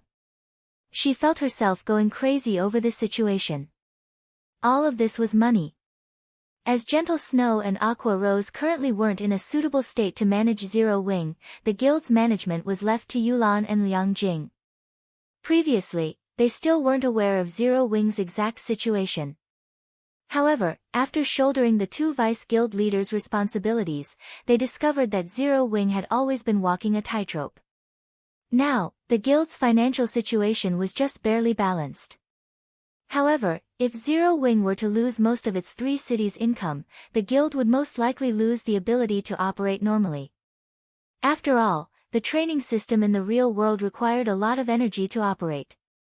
Moreover, the guild had increased its internal member count to 5,000. Thus, the amount of money the guild spent every day was staggering. To make matters worse, Zero Wing did not accept the investment of major corporations. If the guild lost its income of coins now, it wouldn't take more than a week for the guild to go bankrupt. I understand. Shi Feng nodded and chuckled when he saw Yolan's anxious expression. But this is only spare change. Spare change? Yulan felt as if she was going to faint. They were losing hundreds of thousands of gold coins per day. Moreover, the various large guilds operating in the Orc Empire hadn't been slacking in developing their respective guild towns. Although none of them had created a basic city yet, they did have advanced towns. In addition, these guilds received a lot of funds from their investors. Hence, the facilities their towns had weren't that far from matching Silverwing cities. The main difference was that the security and convenience level in these towns were far from comparable to Silverwing cities. Shifting his camera angle, Shi Feng smiled and asked, "Can you tell what this building in front of me is?" The next moment, what appeared on Yolan's screen was a massive, 5-story tall building. High walls surrounded this building, thoroughly isolating it from the outside world. The density of the mana within the walls was also considerably higher than that of the outside world. Moreover, the building looked the same as the teleportation halls found in NPC cities. A teleportation hall? Yulan gasped. That's right. A teleportation hall. Shi Feng nodded. Moreover, this teleportation hall is the same as the ones found in NPC cities. The only difference is that this thing can teleport people to only one designated NPC city. But even if it can teleport players to an NPC city, I'm afraid the teleportation fee isn't something ordinary players can afford, Yulan said after calming down. It was indeed a great convenience for a guild city to have a teleportation hall. That way, players seeking to travel to Silverwing City or NPC cities could do so within a short period. However, this convenience did not come for free. The cost of teleporting between countries was incredibly high, ranging from several dozen silver coins to several gold coins. This was the reason most players opted to travel by mount or by airship. If players were merely using Silverwing City as a teleportation hub, they wouldn't save themselves much trouble. As for teleporting from the Orc Empire to NPC cities, they could use return scrolls. What you say is correct, but this teleportation hall is linked to a somewhat special location, Shi Feng said, smiling. He fully understood what was going through Yolan's mind. Isn't the destination an NPC city? Yulan asked, puzzled. Even if Silverwing City's teleportation hall were connected to an empire's capital, it wouldn't be of much help to the current Zero Wing. The target destination is indeed an NPC city, but this NPC city is somewhat different from others. Shi Feng nodded. He then added slowly, "You won't understand even if I explain it to you. The teleportation hall is already constructed. Contact Unyielding Soul and Crimson Emperor and have them send representatives to Silverwing City. Tell them I have a business proposition for them." "Are we inviting them over now?" Yulan asked in confusion. Read latest chapters at Wuxia World. The various superpowers were currently shrinking their spheres of influence, and none of them were having a good time. Even if Shi Feng invited Unyielding Soul and Crimson Emperor for a discussion, the two guilds would most likely be incapable of solving Zero Wing's predicament. "Yes, right now. I'm afraid this is something Zero Wing will have difficulty monopolizing, so we'll need some helpers," Shi Feng said, nodding. "Guild leader, what are we going to do?" Yulan couldn't help asking out of curiosity. The Zero Wing of today was no longer the same as before. It already possessed incredible strength. Yet, Shi Feng intended to ask two superpowers for help. This was undoubtedly going to be a huge operation. Moreover, he had even chosen such a precarious time to carry it out. Any mistake could easily lead to huge problems for the guild. Hearing Yulan's question, Shi Feng chuckled and said casually, "It's nothing. It's just an operation to turn Zero Wing into a true giant in God's domain." Chapter 2737, Wealthy Shi Feng. Silverwing City, Southern District. On a sparsely populated street, 4 players wearing black cloaks walked slowly into an alleyway. They would also occasionally observe their surroundings to guard against being followed. After the 4 of them walked a certain distance into the alleyway and verified that there were indeed no players following them, they breathed out a sigh of relief. "What is this black flame trying to do? Why must we act so secretively and not let others notice us?" a female guardian knight with shoulder-length hair demanded in dissatisfaction. "Blue." Illusory words, the cleric in holy white robes, glared at the female knight standing beside her. "I made an exception and brought you here this time. You'd best pay attention to your words and actions." Blue Gown was the vice commander and lead MT of the main force under Illusory Words' command. She ranked 3rd among the guild's new talents and was also Illusory Words' confidant, who would succeed Illusory Words as vice guild leader in the future. Unfortunately, Blue Gown had a common failing, one that plagued all newcomers trained by superpowers. She did not place anyone outside of super first-rate guilds and super guilds in her eyes. After Illusory Words' scathing reprimand, the beautiful female knight dared not continue with her complaints. "Big sis Illusory, I won't talk about this anymore, so you mustn't forget to bring me along for future matters," Blue Gown said pitifully. "Pay attention next time," Illusory Words said as she gave Blue Gown a pampering look. She then turned to Unyielding Soul and Mu Lingsha and said, "I apologize for letting you see such a joke. It's normal for newcomers to be a little arrogant. You can't achieve anything if you don't have such arrogance. You don't have to mind us," Vice Guild Leader Illusory, Unyielding Heart said. He had long since gotten used to similar sights. In any other virtual reality game, being one of the top-ranking newcomers of a super first-rate guild was indeed something worth boasting about. After all, a single super first-rate guild or super guild was more than enough to rule an entire virtual reality game back then. How could the top talents of such guilds not be a little arrogant? Hence, it was only natural that these newcomers looked down on up-and-coming guilds. However, the situation was different now. At this point, God's Domain was practically a unique existence already, a game that even international corporations poked their hands into. The influence the various powers in God's Domain held was thousands of times greater than what they held in other virtual reality games. One couldn't use common sense to judge the powers operating within the game at all. Meanwhile, when Blue Gown heard Unyielding Heart's words, although she didn't say anything in response, her eyes held a hint of dissatisfaction. "However, I wonder why guild leader Black Flame called both our guilds over this time. He even instructed us to keep our visit a secret," Mu Lingsha said. The current Zero Wing was like the midday sun. Its current problems had a very easy solution: let major corporations invest in the guild. So long as Zero Wing possessed sufficient capital and background, maintaining its current sphere of influence would be a piece of cake. However, Shi Feng did not do so. Instead, he had asked their two guilds over to discuss business. Mu Lingsha couldn't help her puzzlement over Shi Feng's solution to Zero Wing's current predicament. I can't even begin to guess guild leader Black Flame's thoughts, but based on his approach this time, I suspect this isn't going to be a simple matter, Illusory Words said, shaking her head. Shi Feng had brought her too many surprises and miracles. Now, she wouldn't find it surprising if he created another miracle.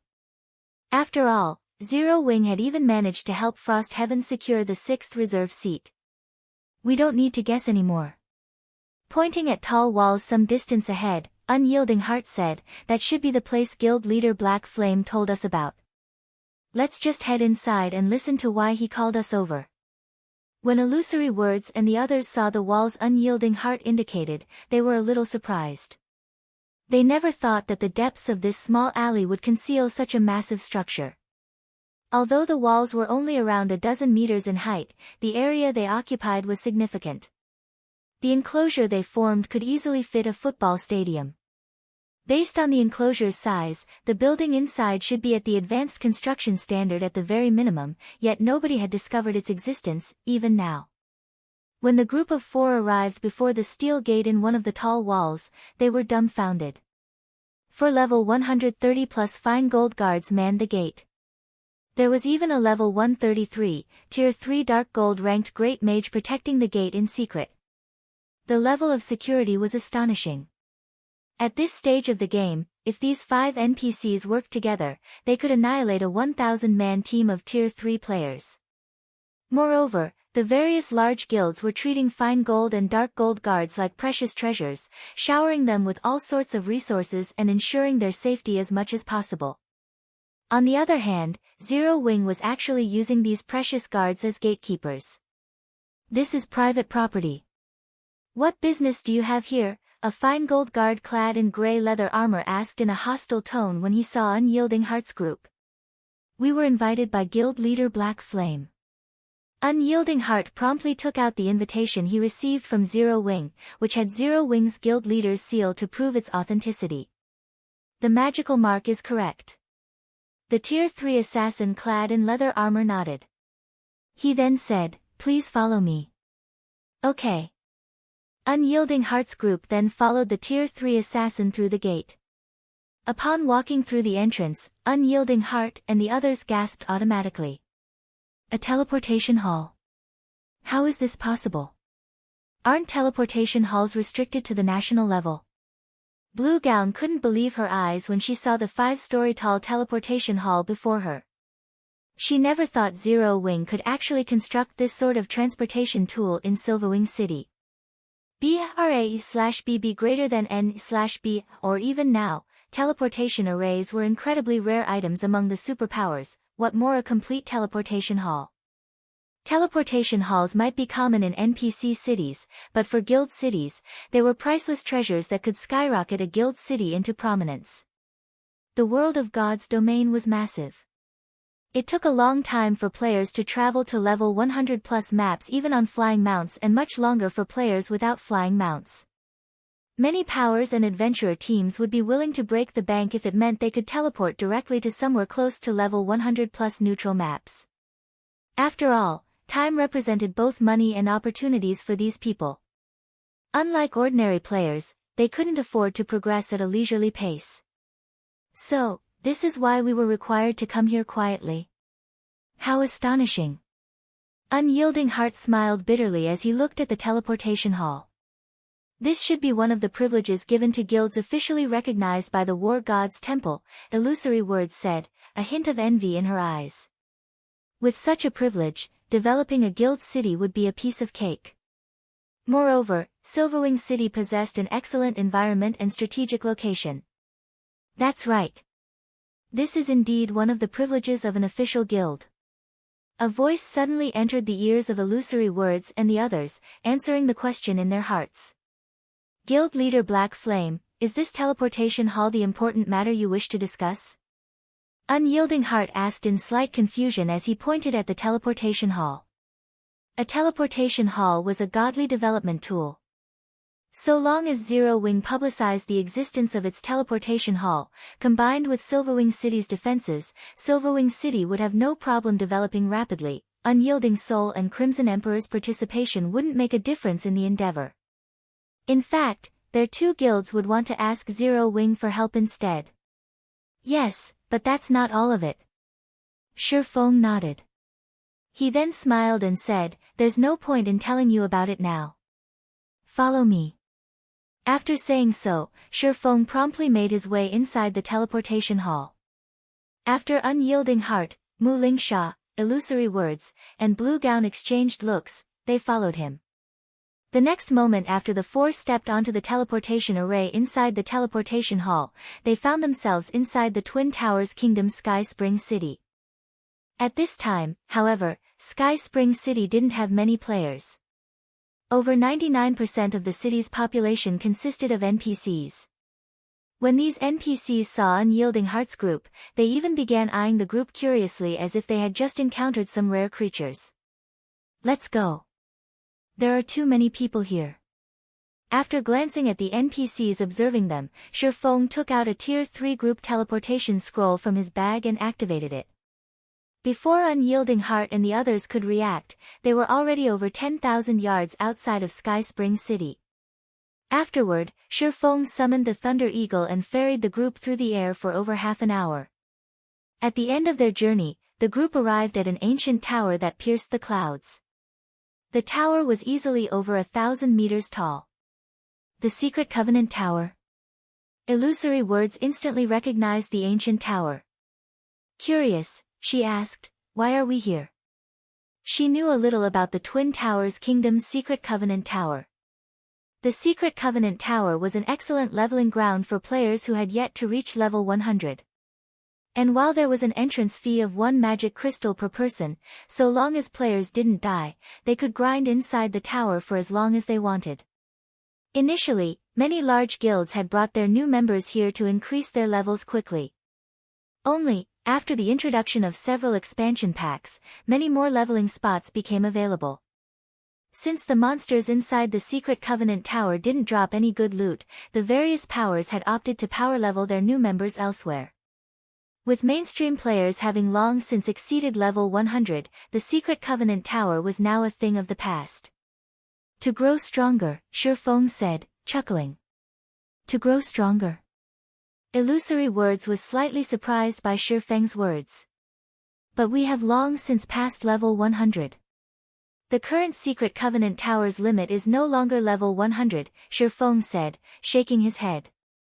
Before the major update, the tower's open underground levels were only up to the 18th floor.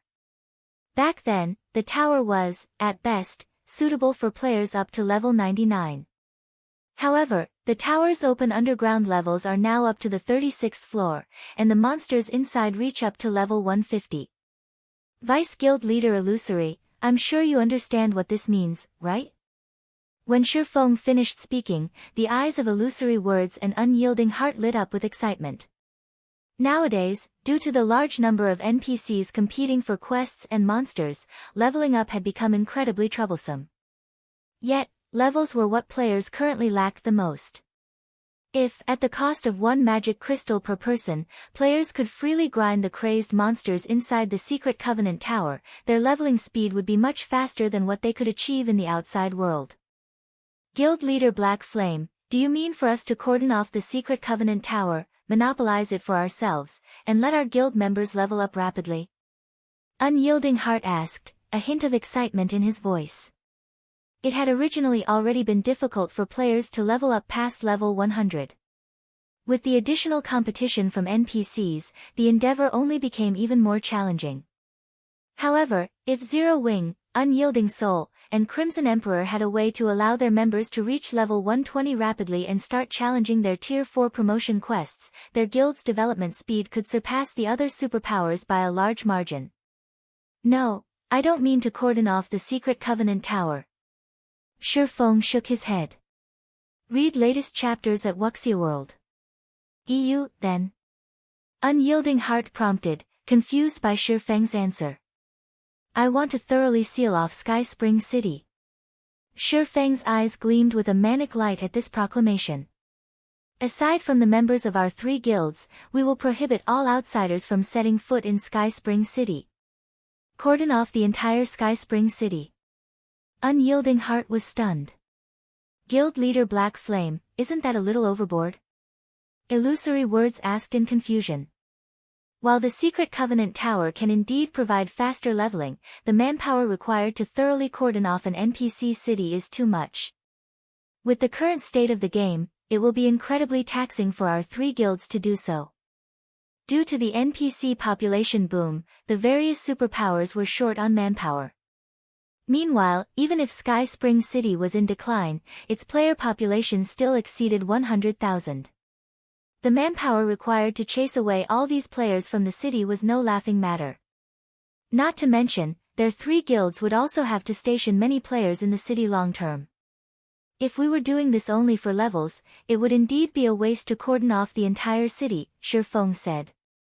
He then walked to the Secret Covenant Tower, pointed at the second-floor teleportation array that led to the 19th underground floor, and looked at Illusory Words and the others.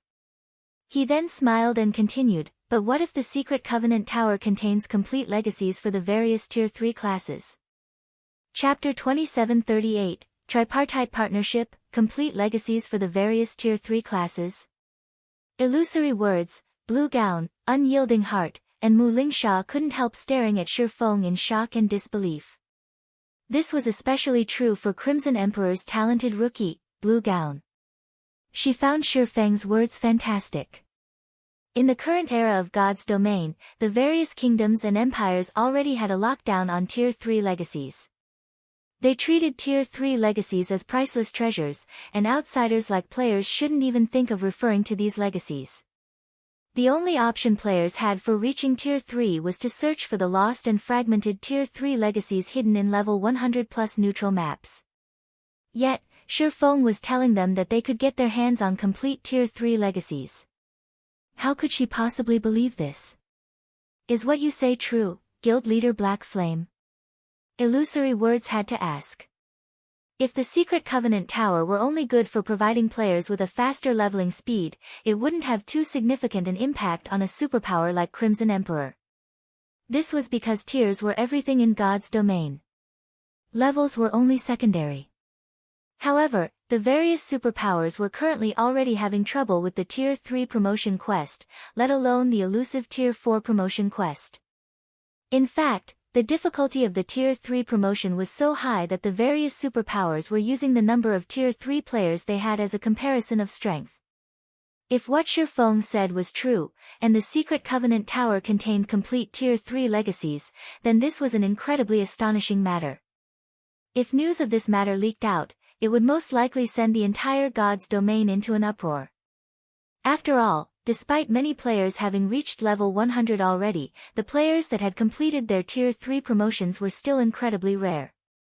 If one could get a complete Tier 3 class legacy, then completing the promotion quest for the specified class would become significantly easier. This was why NPCs had a much easier time reaching Tier 3 than players. If the difficulty of players' Tier 3 promotion quests were reduced, the number of players successfully reaching Tier 3 would definitely skyrocket. You can personally verify this matter afterward, Shi Feng said, chuckling. However, we must first decide whether we will cooperate or not. Unyielding Soul will do it. Unyielding Heart said without hesitation.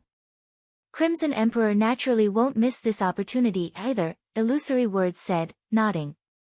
However, she then continued worriedly, but with only our 3 guilds, I'm afraid it will still be very difficult to seal off Sky Spring City, let alone concealing the Secret Covenant Tower's true secret. Cordoning off an NPC city was a challenging endeavor, as players could freely teleport into NPC cities. Players like themselves were powerless to prevent this. At most, they could keep players inside the city from leaving through the main gate and kill anyone that insisted on doing so. However, aside from the main gate, players had other means to exit an NPC city.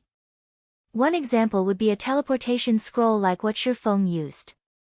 The second problem was the matter of the secret Covenant Tower containing complete Tier 3 legacies. If Unyielding Soul and Crimson Emperor dispatched a lot of manpower to hunt for legacies, the superpowers spies planted in their two guilds would very quickly find out about the secret. At that time, cordoning off Sky Spring City would become even more of a challenge. In fact, it might even become impossible. Tip: you can rest assured on this point. Since you agree to cooperate, what follows next is simple, Shi Feng said, chuckling. He then took out a pale gold token and explained, this is Sky Spring City's guild token. Zero Wing has already garrisoned Sky Spring City and gained a portion of the city's management rights. A portion of the city's management rights? Illusory Words' eyes widened in shock as she looked at the guild token. NPCs manage the NPC cities of the various kingdoms and empires. Hence, any guild that successfully acquired even a small portion of an NPC city's management rights would have a solid hold over the city. Other guilds would have no way of wresting control over the city away from the ruling guild. In other words, Sky Spring City was already Zero Wing's possession. So, this is the privilege an official guild receives from garrisoning a city? Unyielding Heart looked at the token in Shi Feng's hand with envy. He had to admit that this privilege was truly amazing. With this privilege, it was only a matter of time before Zero Wing surpassed its rival guilds. While a guild city indeed possessed excellent development potential, NPC cities still dominated the current god's domain. Travel between NPC cities was incredibly convenient. Moreover, NPC cities all had shops and auction houses that sold the essentials that the various powers and independent players couldn't do without. Thoroughly occupying an NPC city meant acquiring a goldmine with a steady income and no need to manage the city to obtain such significant income. This was something the various superpowers dreamed of having. That's right. This is a privilege for guilds officially recognized by the War God's Temple, Shi Feng said, not bothering to hide the truth. With this token, I can enact a magic ban over Sky Spring City, preventing the use of any teleportation tools within it. This way, players can only walk if they wish to exit the city. In addition, for the sake of keeping the secret Covenant Tower's Tier 3 legacies a secret, our three guilds should rely on only our main force members to hunt for the legacies. To begin with, it's pointless to have a large number of players hunt for them. Ordinary Tier 3 teams can't even survive on the lower floors, let alone search for the complete legacies. Of course, it's impossible to keep this secret forever. However, at this stage of the game, I wish to keep it hidden as long as possible. Illusory Words and Unyielding Heart nodded in agreement. They, too, felt that this was the only way they could go about doing things. So long as their guilds acquired complete Tier 3 legacies, they would already have a significant lead over the other superpowers. And the longer they could keep this secret hidden, the greater the benefits they could reap from it. Let's sign a contract, then, Shi Feng said as he pulled out 2 guild contracts. Initially, Shi Feng had wanted to invite the secret pavilion as well. However, the secret pavilion was a business-oriented guild and always held itself detached from the struggles between guilds. If the secret pavilion suddenly cordoned off an entire NPC city, it would create a huge commotion. In other words, it would seem quite abnormal. Hence, Unyielding Soul and Crimson Emperor were much more suitable for this partnership. After all, the two guilds were currently in a weakened position. Cordoning off an entire NPC city for the sake of acquiring more resources would be very normal for them. Even if the other superpowers found out that the two guilds' objective was the secret Covenant Tower, the superpowers would, at most, think that the tower provided players with faster leveling. As for permanently cordoning off Sky Spring City, Shi Feng had never intended to do that. Zero Wing was in dire need of funds. Cordoning off Sky Spring City to allow the guild to gain some advantages might be fine in the short term, but sealing off the city forever would be unprofitable. Fortunately, although it would be impossible to earn money off other players and powers while Sky Spring City was cordoned off, the income from Unyielding Soul and Crimson Emperor would still be considerable. After all, both Unyielding Soul and Crimson Emperor had guild residences in Silverwing City. Compared to teleporting to Sky Spring City from the NPC cities of other kingdoms and empires, which would cost a minimum of 4 gold, it only cost a little over 1 gold per person to teleport from Silverwing City. Meanwhile, Zero Wing would get half of the profits generated by Silverwing City's teleportation hall. At that time, Zero Wing would earn a bunch in teleportation fees and entrance fees from Unyielding Soul and Crimson Emperor. After all, the two guilds would be sending a lot of players to the Secret Covenant Tower to level up. This income would easily offset the loss Zero Wing suffered from barring NPCs from its guild cities. Nevertheless, raking in money from the two guilds wasn't a long-term plan, as both guilds had limited players and coins. Afterward, Illusory Words and Unyielding Heart signed a guild contract with Shi Feng on behalf of their respective guilds. The terms of the contract were simple. Unyielding Soul and Crimson Emperor would help with cordoning off Sky Spring City from the outside. And aside from their main force members, the two guilds' other members were prohibited from visiting the Secret Covenant Tower's 30th underground floor and beyond until the tower's secret had been discovered. Unyielding Soul and Crimson Emperor would also share the magic crystal cost of maintaining Sky Spring City's magic ban. This condition was incredibly disadvantageous for the two guilds. They were basically contributing both manpower and resources. However, Unyielding Heart and Illusory Words did not voice any opinions about this condition. After all, Shi Feng had given their two guilds an opportunity to surpass the other superpowers. Moreover, Zero Wing could still partner with other superpowers. On the other hand, their two guilds had only Zero Wing. After the three signed a contract with each other, Illusory Words and the others promptly returned to their respective guilds to brief their guild executives. At the same time, they also began making the necessary preparations to cordon off Sky Spring City and send personnel into the Secret Covenant Tower. This matter was of utmost importance to their two guilds, so they had no choice but to be incredibly careful in their actions. It would also take some time to fully cordon off Sky Spring City. Likewise, Shi Feng had Fire Dance, Yulan, and the others prepare for the Secret Covenant Tower. After seeing that there was nothing left for him to do, he chose to go offline to rest. Although staying logged into the game for more than 24 hours wouldn't cause him any harm, he still had to do his daily exercises. Zero Wing's headquarters, top floor lounge. By the time Shi Feng returned to the real world, the sun outside was already illuminating the entire room. It was close to noon. Guild leader, you're finally out. Liang Jing suddenly contacted Shi Feng. In a slightly joyful tone, she said, Miss Mushin has been waiting in the reception room for quite some time now. She says she's here to deliver all the things agreed upon previously. Moreover, she is also going to give Zero Wing a 300 million capital injection at no cost. 300 million credits. Read latest chapters at Wuxia World. EU. With this much money, Zero Wing could survive for quite some time even without selling coins for credits. She sure came quickly. Shi Feng was startled by the speed. He had anticipated having to wait for a few days. After all, the remuneration Frost Heaven promised Zero Wing was significant.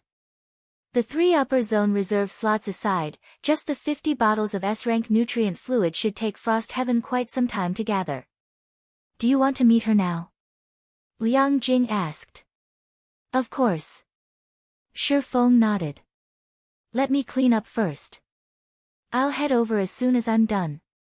Chapter 2739, Upper Zone Zero Wing's headquarters, top floor lounge. After Shi Feng finished tidying up, he made his way to the lounge.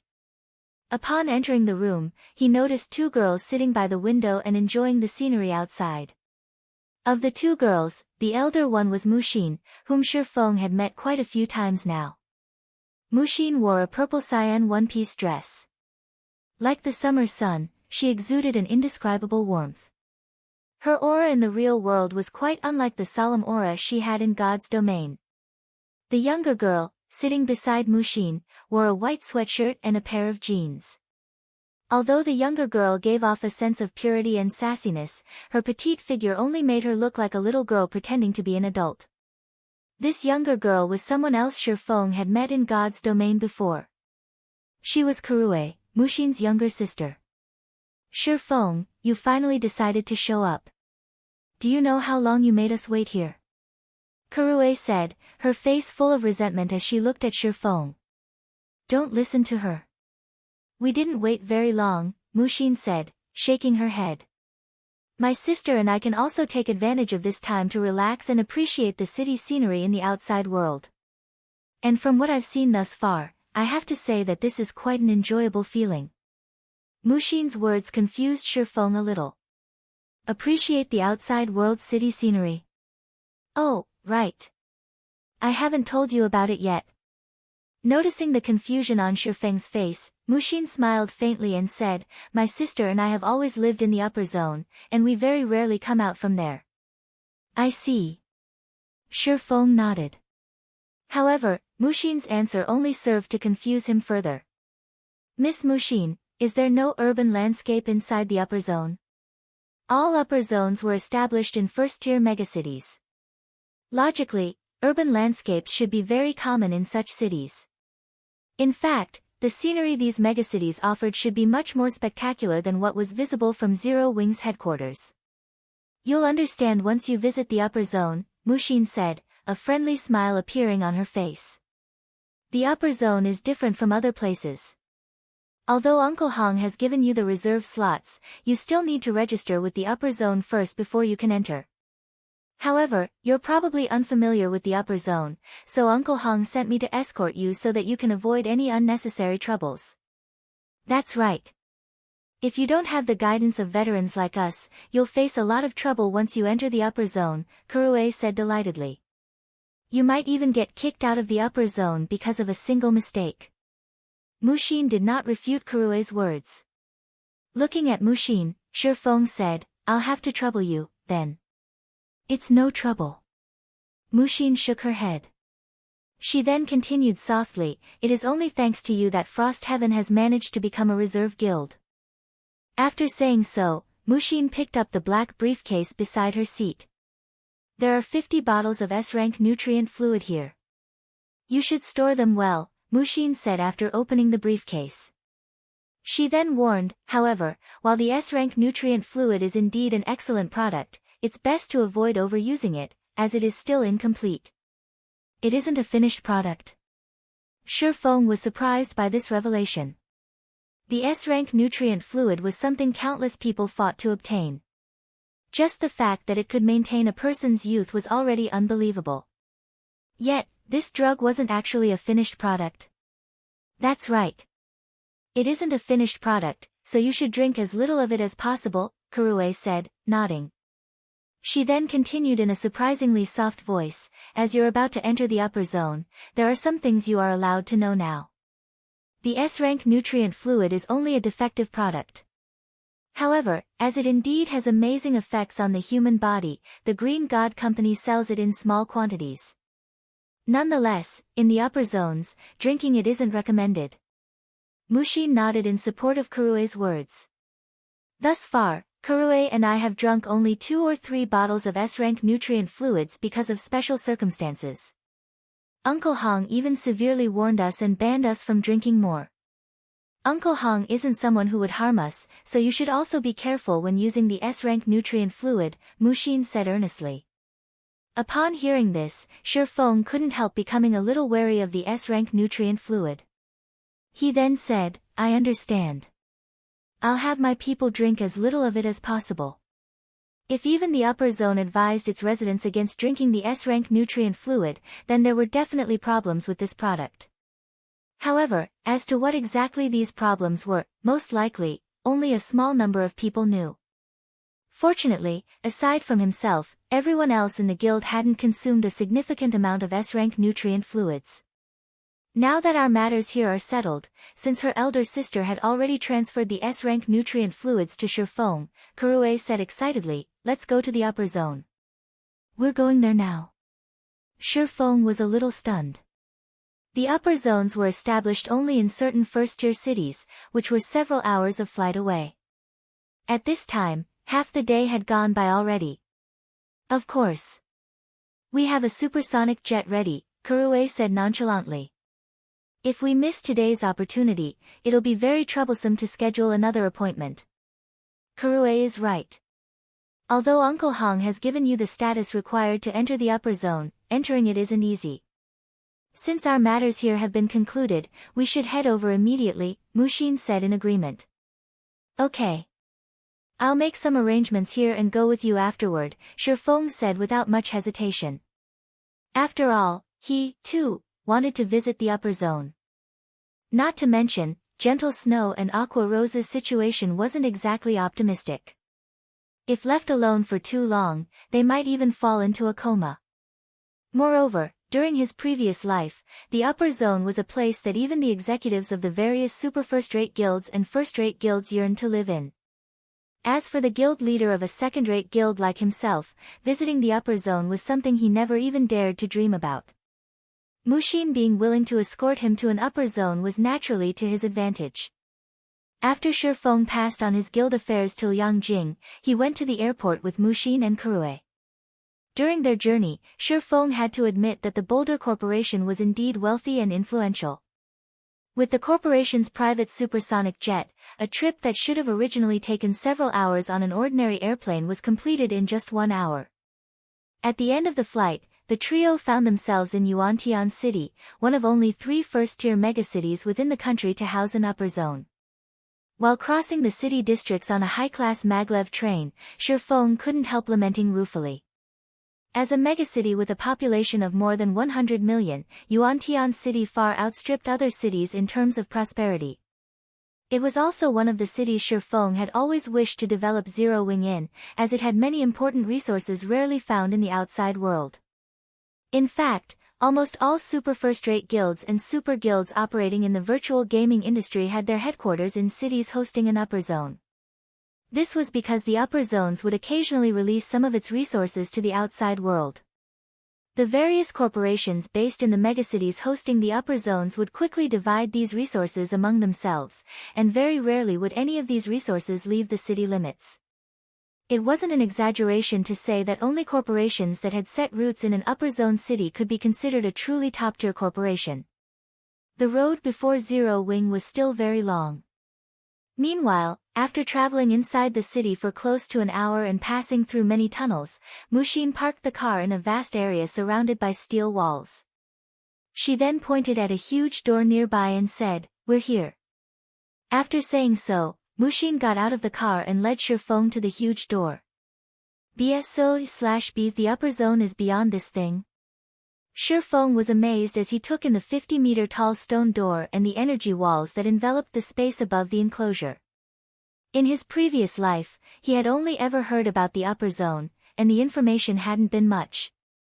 Now that he was looking at one himself, he could only describe the upper zone as a titanic building made entirely of steel. "Let's go in," Kurue said to Shi Feng. As she pointed at the passageway underneath the huge door and a line of several dozen people entering it, she beamed at him and continued, "However, you have to be careful once you enter. Read latest chapters at Wuxia World." "EU, is there something special about it?" Shi Feng asked, confused. "You'll understand once you go in," Kurue said, her smile growing even brighter when she saw the confusion on Shi Feng's face. "However, you'd best be mentally prepared. Once you go inside, you won't have a chance to return to your own world." Afterward, Kurue stopped speaking and walked toward the passageway. Mushin had remained silent all the while. However, after a moment, Mushin took a deep breath and looked at Shi Feng. She then said earnestly, "Although Kurue is right, there are unimaginable opportunities available in the upper zone. If you can prosper inside, even the various international corporations will have to treat you with respect. Anyway, time is almost up. Let's enter, as well." Chapter 2740, Mental Path. Shi Feng also deeply agreed with Mushin's reminder. In fact, he had a much better understanding than Mushin and Kurue did of how special and different the upper zone was, compared to the outside world.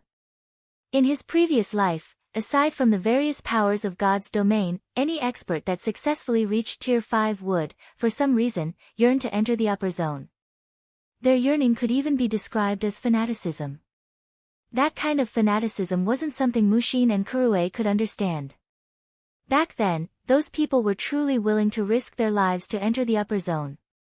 Extending one's lifespan by living in the upper zone was indeed a very tempting matter. In fact, it was something even the various major corporations would fight desperately to obtain.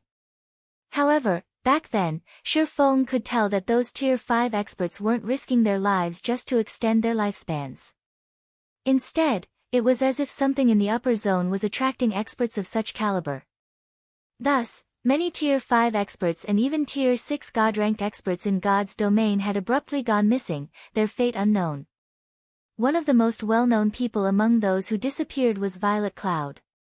As a Tier 6 cleric god, Violet Cloud had been in existence even the various super guilds had a headache dealing with. In the past, in order to enter the upper zone, Violet Cloud had agreed to the harsh conditions of a super guild. After completing these conditions, she had entered the upper zone. However, she had also disappeared from God's domain from then on. Hence, whether it was Kurue's warning or Mushin's reminder, Shi Feng still wished to take a look at what exactly the upper zone was. When Shi Feng arrived before the entrance of the dark passageway, there were already several dozen people lined up there. These people were equally split between genders, and none of them looked to be over 20 years old, with the youngest one looking to be only 16 years old. Meanwhile, despite the arrival of beauties like Mushin and Kurue, these people practically ignored the two. Instead, they all focused on Shi Feng, who was wearing casual sportswear. Another newcomer arrived. Judging by his appearance, he didn't come prepared at all. He's definitely another one of those despicable bastards that got in through connections. Shoo, don't let him hear you. We can't afford to offend such people. When Shi Feng overheard the conversation of the teenage boys and girls with his sharp senses, he was rather baffled. Meanwhile, Kurue, who stood beside Shi Feng, nearly laughed at his situation but managed to restrain herself in the end. However, her lips still formed a shallow arc. You don't need to mind them, Mushin said to Shi Feng as she glanced at the teenagers. They're here to participate in the assessment for entering the upper zone. Assessment for entering the upper zone? Shi Feng was slightly surprised. This was his first time to hear of this. As far as he knew, the only reliable way for an outsider without connections to enter the upper zone was through recruitment by the Green God Company as a talent. Michum. Unlike what you would expect, the upper zone isn't limited to just people with authority, Mushin explained. The upper zone is also where the Green God Company nurtures its internal talents. These youngsters are all talents who have passed the Green God Company's preliminary tests. So long as they pass this assessment, they will also gain entry into the upper zone. However, this assessment is only available to talents under the age of 20. Talents past this age can only work outside. As for the assessment's content, it is simply to get through this passageway and enter the upper zone. Pass through this passageway? Shi Feng asked in confusion as he pointed at the dark tunnel ahead. That's right. This passage is nicknamed the mental path, and it tests and tempers a person's mental strength. The mental path is normally closed, so it doesn't have any significant effect on people. However, when the mental path is activated, only 3 to 5 people get through it every year. Very few among those who participate in the Green God Company's test actually pass it, Mushin said, nodding. However, so long as one passes the test, not only will they receive priority training from the Green God Company, but they will also receive a significant reward. Kurue nodded in agreement with Mushin's words. She then said pridefully to Shi Feng, I passed this mental path last year. Big Sis is even more of a genius, and she passed it at the age of 15. She caused quite a sensation in Yuantian City's upper zone back then. While Mushin was giving Shi Feng an explanation, a young man walked out of the passageway. This man wore a tight-fitting t-shirt that thoroughly revealed his skeletal structure and muscles. His physique was elegant and full of power, like a cheetah's. However, despite his apparent youth, his aura suggested that he had experienced the vicissitudes of life. It was evident he wasn't as young as he looked. Upon noticing this man's arrival, the teenagers, Mushin, and Kurue promptly tensed up. Huh? Another newcomer? The young man was slightly surprised when his gaze fell on Shi Feng. Supervisor Luo, you misunderstand. He is here to register. He's not an examinee, Mushin explained. Oh, so Hong Xinyuan gave his reserve slot to him. Suddenly, a trace of disgust flashed in the young man's eyes as he took a second glance at Shi Feng. What a lucky kid. However, the Green God Company is conducting an assessment today. If you want to enter, you'll have to go with these youngsters. I don't have the time to shut down the passageway again. Mushin frowned when she heard the young man's words. It was no secret that Luo Hanbing and Hong Xinyuan were rivals in the upper zone. However, she never thought that Luo Hanbing would use this opportunity to publicly retaliate against Hong Xinyuan. One needed to make an appointment to register with the upper zone. Normally, waiting several months for an appointment wouldn't be strange. This time, it was only thanks to Hong Xinyuan's connections that Shi Feng could get registered so soon. However, if he didn't register today, he would have to wait for several months for another opportunity to do so. Meanwhile, those unregistered with the upper zone wouldn't be able to live there. Supervisor Luo, he is someone with a reserve slot. He has the right to freely enter the upper zone. Mushin said in a low tone to express her dissatisfaction. I never said I was stopping him from entering, Luo Hanbing sneered. He can enter whenever he wants. If he can't enter now, he can just enter tomorrow. As soon as Luo Hanbing finished speaking, the teenage examinees nearby nodded in agreement. That's right. The passageway is always open. Since he already has identification in the upper zone, can't he enter whenever he wants? Supervisor Luo is right. If he can't enter now, he can just enter tomorrow. Why must he compete with newcomers like us? The teenage newcomers instinctively despised people who entered the upper zone through connections. After all, they had gone through great difficulties to reach this point. They even had to walk through the activated mental path to secure identification in the upper zone. In comparison, Shi Feng could obtain identification without having to do anything. He made their efforts look like a joke. Kurue also couldn't help glaring at the supervisor surnamed Luo. She then whispered to Mushin, saying, Big sis, why don't we come back at another date? That bastard clearly won't let us in today. As one of the upper zone's supervisors, Luo Hanbing wielded greater authority in the upper zone than Hong Xinyuan.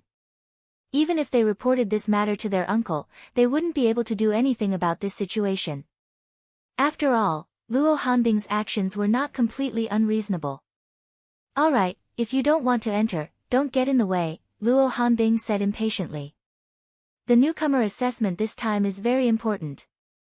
If it gets delayed, even Hong Xinyuan won't be able to bear the consequences. However, just as Mushin wanted to say something, a voice suddenly entered everyone's ears. Supervisor Luo, so we can enter right away. The owner of this voice was none other than Shi Feng, who had remained silent all this time. Shi Feng? Mushin stared at Shi Feng in stupefaction. She never thought Shi Feng would actually consider challenging the mental path. Let alone Mushin, even Luo Hanbing and the others were surprised. Kid, it seems you're quite bold, Luo Hanbing said as he looked at Shi Feng. Chuckling, he continued, go on in, then. However, let me give you a warning. You're not an examinee, so even if you lose consciousness inside, nobody will come to rescue you. If you stay inside for too long, it wouldn't be strange if you end up hospitalized for a few months. Don't mess around, Shi Feng. The mental path has a limit. It's several times more difficult for those over the age of 20. This is why the Green God Company has set the assessment's age limit at below 20 years old, Mushin said hurriedly. Not many people knew this, but the Green God Company had previously allowed people over 20 years old but under 25 years old to participate in the assessment as well. However, not a single person from this age group had managed to pass the assessment. As a result, the company limited the assessment to only people under the age of 20. Meanwhile, Luo Hanbing also knew this point, which was why he was certain they wouldn't be able to enter the upper zone today. Relax. If it doesn't work out, I'll give up and come back immediately, Shi Feng assured, chuckling. Tests of mental strength were considered fortuitous opportunities in God's domain. After all, the promotion quests for Tier 4 and above set an incredibly high requirement for players' mental strength. Meanwhile, after Shi Feng's concentration had reached the Tier 4 standard, he had hit a bottleneck and failed to make further progress. With such an opportunity before him, he naturally had to give it a try. After saying so, Shi Feng walked straight into the dark tunnel, leaving behind Mushin, who remained in a daze. "Alright, you newcomers head in, as well. Remember, you have only 1 hour." At Luo Hanbing's words, the newcomers promptly took deep breaths. Only after adjusting their mental state to its peak condition did they enter the passageway one after another. Read latest chapters at Wuxia World. EU, Big Sis, what should we do? Kurue was also at a loss in this situation. She never thought Shi Feng would be so courageous. Previously, when she told Shi Feng to be careful when he entered the upper zone, she meant for him to be careful of the mental path. After all, even when inactive, the mental path significantly affected people older than 20. If he wasn't careful, he might end up fainting. Yet, now, Shi Feng was walking straight into the fully activated mental path. "The mental path is too dangerous for me," Mushin said anxiously. After giving the matter some thought, she said, "You should go after him.